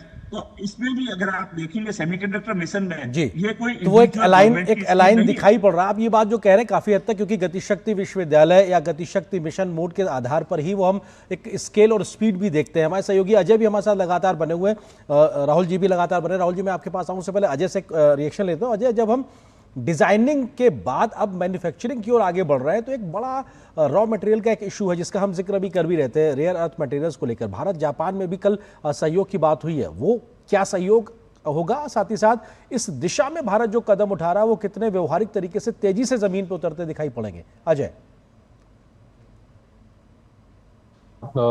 Raw material सबसे इंपॉर्टेंट चीज है इस पूरे इकोसिस्टम के निर्माण में, और जिस तरह से न केवल जापान बल्कि भारत उन तमाम विकल्पों की ओर नजर दौड़ा रहा है जहां से रेयर अर्थ मटेरियल्स की सप्लाई को हम प्राप्त कर सकते हैं। तो ये जो समझौता है दोनों देशों के बीच में, ये तो काफी इंपॉर्टेंट होने ही जा रहा है। और मैन्युफैक्चरिंग के लिहाज से जिस तरह से हम मैन्युफैक्चरिंग के शेयर को अभी 17% के स्तर पर जो है उसको बढ़ा करके 2030 तक 25% तक हम करना चाहते हैं। तो जब तक आप रॉ मटेरियल्स की सप्लाई को सुनिश्चित नहीं करते हैं तब तक ऐसा करना संभव नहीं हो पाएगा। इसलिए रॉ मटेरियल के साथ साथ जो डिजाइनिंग है, जो आपने कहा कि जो डिजाइनिंग की जो कैपेबिलिटी है, उसमें तो हम लोगों ने कुछ हद तक सफलता पाई है और एक वर्ल्ड क्लास इकोसिस्टम जरूर तैयार किया है।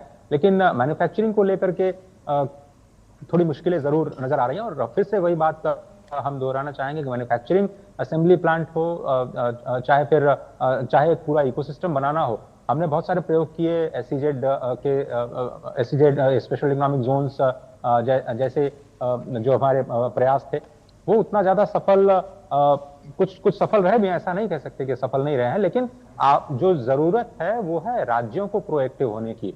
जब 2007 में मुख्यमंत्री के तौर पर प्रधानमंत्री नरेंद्र मोदी शिंजो आबे से मिलने के लिए आते हैं, तो उनका एक विजन था कि वो अपने गुजरात को एक बुनियादी ढांचे के विकास के लिहाज से और नई प्रोडक्शन यूनिट के लिहाज से एक राज्य के तौर पर प्रोजेक्ट करें। और पहला समझौता उन्होंने 2007 में किया था, तो 2007 से लेकर 2025 तक बहुत लंबा सफर होता है। तो आप समझिए कि एक विजन होना, लंबी अवधि का विजन होना, तो अगर आपको विजन नहीं है, भविष्य नहीं देख पाते हैं एक राज्य के मुखिया के तौर पर, क्योंकि एक्शन राज्यों में है, तो फिर मुश्किलें होंगी। लैंड अगर अवेलेबिलिटी चाहिए बहुत बड़े प्रोजेक्ट्स के लिए, तो अगर लैंड अवेलेबल नहीं है क्योंकि वो राज्यों का विषय है तो वो मुश्किल हो जाता है। लेबर फिर से राज्यों का विषय है, अगर स्किल्ड लेबर करना है, स्किलिंग करनी है, तो भी राज्यों की आपको सहायता पड़ेगी।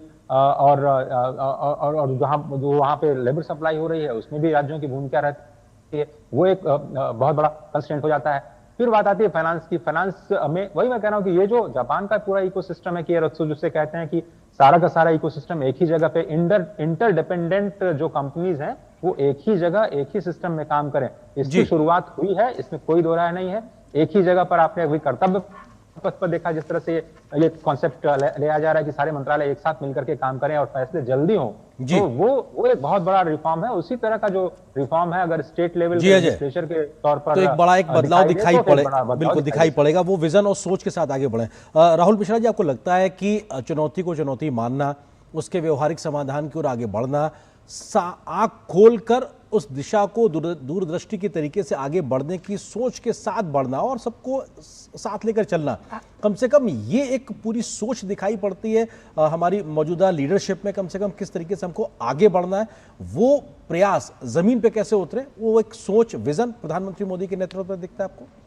जी बिल्कुल। अगर प्रधानमंत्री जी ने देश के स्वतंत्रता दिवस पे लाल किले से अगर ये कहा है कि सेमीकंडक्टर क्षेत्र में हम 2 दशक पीछे चल रहे हैं, तो हमें एक रियलिटी चेक की ज़रूरत है कि जो भी सेमीकंडक्टर में जो भी विकास हुए हैं वो बेबी स्टेप्स हैं। आप अंतर्राष्ट्रीय स्तर पे आज खड़े नहीं हैं, इसलिए प्रधानमंत्री को जगह जगह एक देश के बाद दूसरे देश जाके सेमीकंडक्टर में काम करने, सेमीकंडक्टर में इनिशिएटिव लेने की और एग्रीमेंट्स का साइन करने की ज़रूरत पड़ रही है।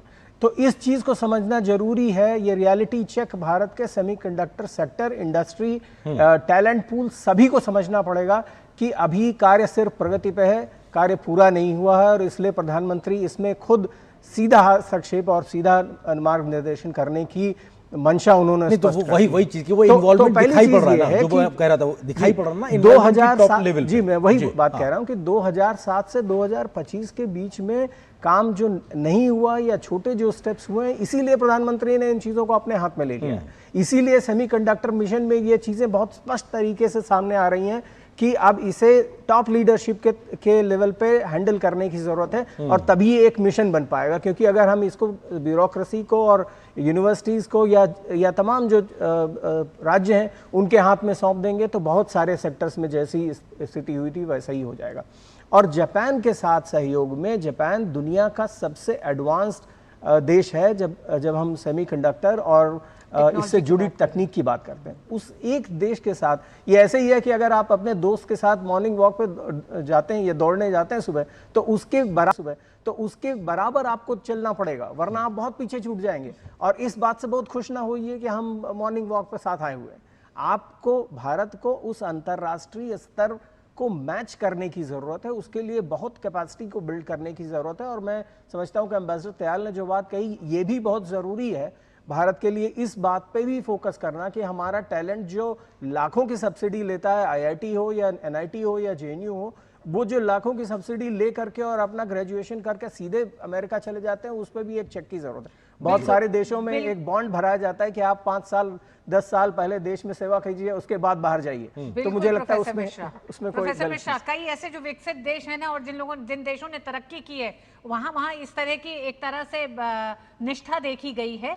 अब वो चाहे दबाव में निष्ठा की गई हो, लेकिन उस निष्ठा का एक बड़ा परिणाम दिखाई दिया है। प्रोफेसर मनोज, आप ही से जानना चाहेंगे, क्योंकि अभी हमारे साथी अजय ने कई बातों को रखा। उन्होंने रखा कि किस तरह से राज्यों की बड़ी जिम्मेदारी होगी सेमीकंडक्टर्स को लेकर काम करने के साथ आगे बढ़ने के लिए, क्योंकि डोमेस्टिक जो इन्वॉल्वमेंट है, डोमेस्टिक सपोर्ट जो मिलने की जरूरत है, डोमेस्टिक की कुछ सिस्टम जो बनाना है उसके लिए, तो उसमें किस तरह से आप एक तरह से चेक एंड बैलेंस भी रख रहे हैं और राज्यों को प्रोत्साहित कर रहे हैं? राज्य अगर नहीं कर रहे हैं तो क्या किया जाएगा? इस बारे में मेरा ये कहना है कि जब भी हम कोई मैन्युफैक्चरिंग सेटअप करते हैं, और भले ही हम सेमीकंडक्टर मैन्युफैक्चरिंग को लें, तो इसको हम किसी भी स्टेट में सेटअप करते हैं। आज की तारीख में अगर हम देखेंगे तो 4 यूनिट जैसे गुजरात में सेटअप है। जब भी कोई नई हम मैन्युफैक्चरिंग की नीति लाते हैं, जैसे सेमीकंडक्टर मैन्युफैक्चरिंग, इसमें इंसेंटिव एक बहुत ही महत्वपूर्ण भूमिका निभाते हैं, और इसमें भारत अकेला नहीं है। अगर हम अमेरिका को देखें तो वो भी चिप्स एक्ट के थ्रू इंसेंटिव दे रहे हैं। सारे के सारे कंट्रीज इंसेंटिव दे रहे हैं ताकि सेमीकंडक्टर फैसिलिटीज और फैब वहां सेटअप हो। प्रोफेसर मनोज, गुजरात जैसे राज्य से निकल के देखने की जरूरत है, इसी पे जोर दे रहे हैं अजय भी। गुजरात जैसा राज्य इन तमाम चीजों के लिए विकसित है, एक सिस्टम है, एक सोच है।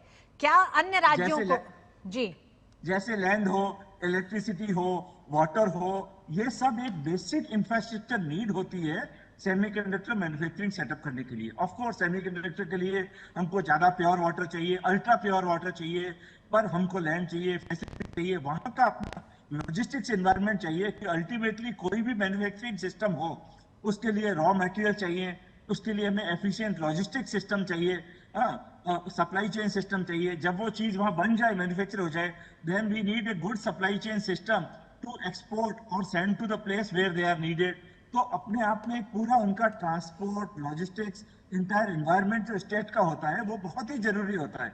इसके लिए भारत के कई राज्य, जैसा कि मैंने बताया, इस समय असम में यूनिट है, इस समय उड़ीसा में है, इस समय पंजाब में है, इस समय यूपी में है, इस समय गुजरात में है, आंध्रा में है। तो पूरे भारत में सारे राज्य एक फेडरल कोऑपरेटिव के अंतर्गत मिलके किस तरीके से हम लोग पूरे भारत में, क्योंकि सेमीकंडक्टर तो एक क्रिटिकल टेक्नोलॉजी है, so whole of the government and whole of the sector approach के अंतर्गत पूरा भारत आज जो है सारे राज्य मिलकर केंद्र सरकार के साथ मिलकर सेमीकंडक्टर मैन्युफैक्चरिंग को आगे बढ़ा रहे हैं।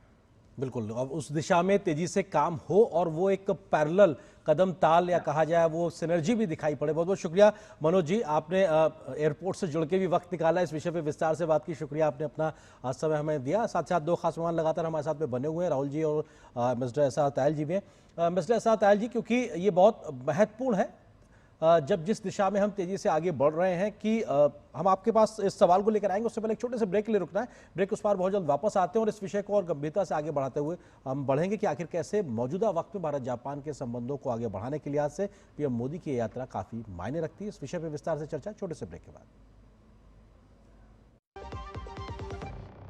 आधी आबादी को पूरा अधिकार देने के अभियान में साथी और सहयोगी की भूमिका में है डबल इंजन सरकार। यशस्वी प्रधानमंत्री नरेंद्र मोदी के मार्गदर्शन एवं मुख्यमंत्री योगी आदित्यनाथ के प्रयासों ने उत्तर प्रदेश की नारी का किरदार कैसे बदला, इसका दर्पण है मिशन उन्नति। इसके अंतर्गत एक सूचकांक विकसित किया गया है जिससे सरकारी प्रयासों से हो रहे महिला सशक्तिकरण को मापा जा सकता है। महिला आर्थिक सशक्तिकरण सूचकांक WEE इंडेक्स के अनुसार उत्तर प्रदेश ने पिछले 8 वर्षों में महिला श्रम बल में हर वर्ष वृद्धि दर्ज की। 2017 के बाद हुए इस बदलाव का आधार बनी चुस्त दुरुस्त कानून व्यवस्था एवं मिशन शक्ति का विजन, जिसने महिलाओं को सुरक्षित बनाया, स्वावलंबन का मार्ग भी प्रशस्त किया। व्यवसाय, तकनीक एवं अन्य क्षेत्रों में महिलाओं के कौशल विकास और प्रशिक्षण से सरकारी नौकरियों में महिलाओं की संख्या में लगातार वृद्धि हुई। विभिन्न सरकारी योजनाओं और कार्यक्रमों ने स्वयं सहायता समूहों, आसान ऋण एवं उद्यमिता को प्रोत्साहन देकर आत्मनिर्भरता के नए द्वार खोले। काम दमदार, डबल इंजन सरकार। जब धरती चीर कर निकलता है लोहे का पत्थर और मिलता है मोंगिया के जोश से, फिर तपता है, पिघलता है और बनता है फौलाद। अब होता है सरिया सारी खूबियों के साथ। मोंगिया स्टील, मजबूत देश का मजबूत सरिया।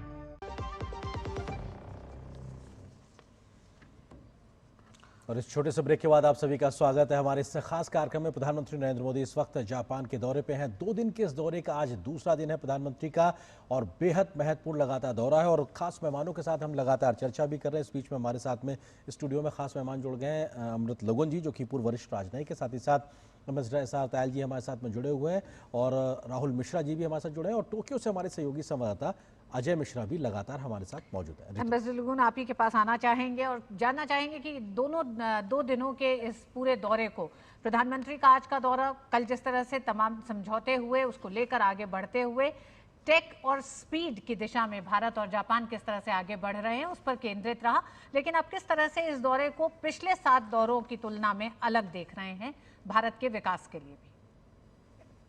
जी, ये जो अभी का जो दौरा पड़ रहा है प्रधानमंत्री का, बहुत ही जो उस रीजन और हमारे रीजन के हिसाब में से भी काफ़ी महत्वपूर्ण है क्योंकि सिक्योरिटी थ्रेट काफ़ी दोनों ओर बढ़े हुए हैं।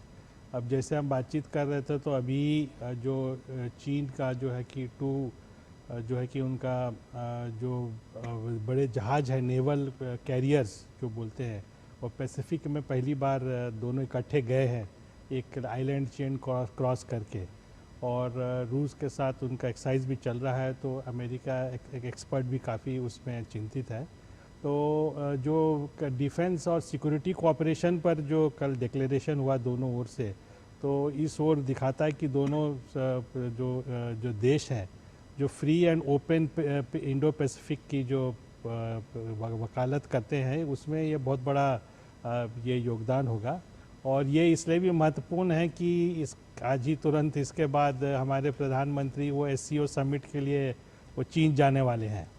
तो उस तरह से एक तरह से ये पृष्ठभूमि रखी जा रही है कि उसमें किस तरह से आगे उस रीजन को, क्योंकि 2 बड़े पावर के बीच में जो एक तरह से सिक्योरिटी चैलेंज आ गया है उसको किस तरह से एड्रेस किया जाए। तो हमारे प्रधानमंत्री की जो लीडरशिप है इस मायने में उनको काफ़ी रोल जो है, अहम रोल उसमें होगा क्योंकि भारत एक बहुत बड़ा देश है SCO के संदर्भ में भी, और जापान से तो हमारा पुराना रिश्ता है। और ये जो नए प्रधानमंत्री हैं जापान से, पहली बार उनका सब्सटैंशियल विजिट हो रहा है।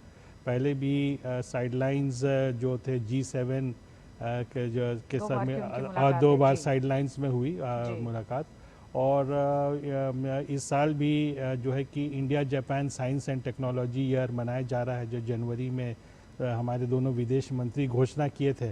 तो सिक्योरिटी के अलावा आर्थिक स्थिति से क्षेत्र में भी और जो 5 ट्रिलियन येन का जो इन्वेस्टमेंट का जो एम रखा गया है, और जो स्पेस टेक्नोलॉजी में काफ़ी जो है कि इस विज़िट में जो एम्फेसिस दिया गया, जिसमें खास करके जो next Chandrayaan mission, lunar mission और स्पेस में जो भी डेब्री है और उसका यूज़ जो मानवता के हित के लिए जो उसका बढ़ाना, उसका जो दायरा बढ़ाने का जो बात चली है, और जापानीज़ कंपनीज़ की भी जो नए इन्वेस्टमेंट में जो उनको जो भी इनकरेजमेंट देना है उसकी ओर जो बात हुई है। तो ये विज़िट का बहुत बड़ा अहम पहलू है, और ऐसे समय में जब भारत खुद चैलेंजेस से जा रहा है तो ये बहुत ही महत्वपूर्ण विज़िट है, खास करके जापान के संदर्भ में जो हमारा एक शुरू से ही बहुत जो हिमायती देश रहा है। बिल्कुल।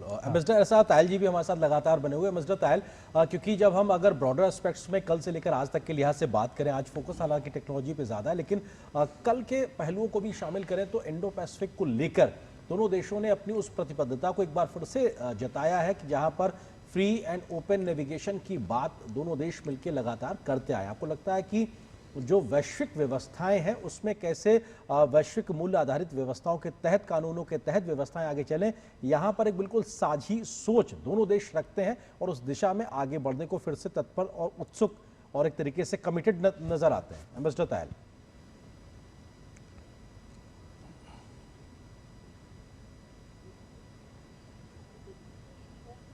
एम्बेसडर तायल, संभवतः शायद आप म्यूट पे हैं कि आपकी आवाज नहीं आ रही है।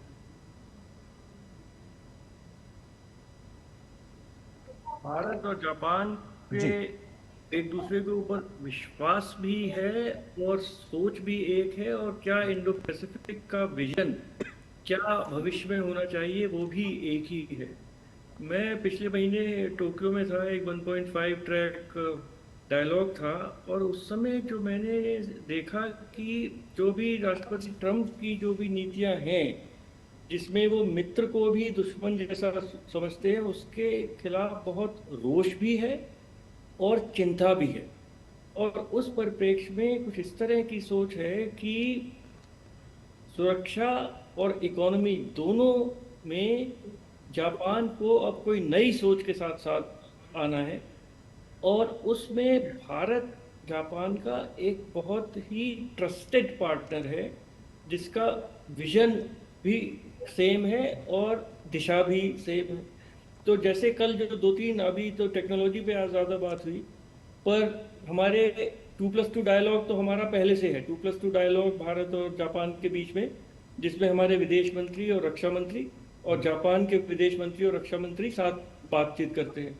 एक नया डायलॉग शुरू हुआ है, वो नेशनल सिक्योरिटी एडवाइजर्स के बीच में शुरू हुआ है जी। ये बहुत ही प्रमुख, बहुत इम्पोर्टेंट, सिग्निफिकेंट एक दिशा है, जिसमें कि भारत और जापान सोचेंगे कि सिक्योरिटी के में पूरे इंडो पैसिफिक में क्या नए चैलेंजेस आ रहे हैं और उनको साथ मिलकर कैसे उसको डील किया जाए। तो अगर इस विजन डॉक्यूमेंट में जो 3-4 नए प्लेटफॉर्म्स बने हैं, डिफेंस मिनिस्ट्री का भी एक ऑफिशियल जो self defence forces of Japan और भारत की डिफेंस फोर्सेस के बीच में एक हाई लेवल डायलॉग शुरू होगा।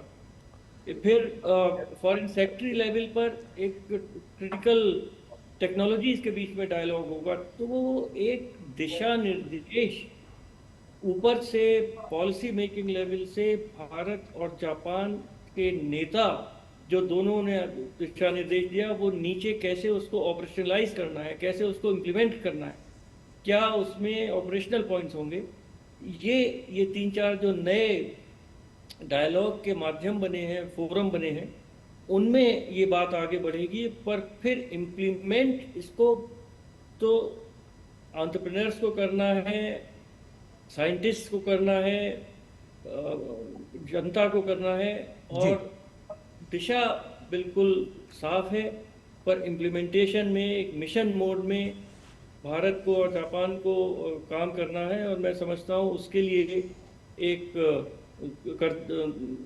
कमिटमेंट है दोनों देशों के बीच। जी, एम्बेसडर तायल, आप जिस बात का जिक्र कर रहे हैं कि आप ये मानते हैं कि चीन के दौरे से पहले प्रधानमंत्री नरेंद्र मोदी और जापान के प्रधानमंत्री ने ये संकेत साफ दिया है कि दक्षिण चीन सागर में जिस तरह से चीन एक भौगोलिक स्थिति को बदलने की कोशिश कर रहा है, यानी कृत्रिम द्वीपों का निर्माण कर रहा है, उसको लेकर एक साझा रणनीति के साथ, आपने जिक्र किया कि हाल ही में शुरू हुई NSA लेवल की जो टॉक्स हैं वो भी इशारा कर रही हैं कि दोनों देशों को मिलकर एक कोई साझी रणनीति बनानी होगी। तो जिस तरह से हम लगातार भारत अपने हितों को ध्यान में रखते हुए द्विपक्षीय संबंधों को आगे बढ़ाता है, अब अगर रूस की हम बात करते हैं, तेल के क्षेत्र में जिस तरह से अमेरिका को जवाब दिया है, क्या आप उसी संदर्भ में देखते हैं चीन को भी दक्षिण चीन सागर में जिस तरह से चीन अपनी आक्रामकता बढ़ा रहा है, उसका जवाब प्रधानमंत्री नरेंद्र मोदी और प्रधानमंत्री इशिबा ने दिया?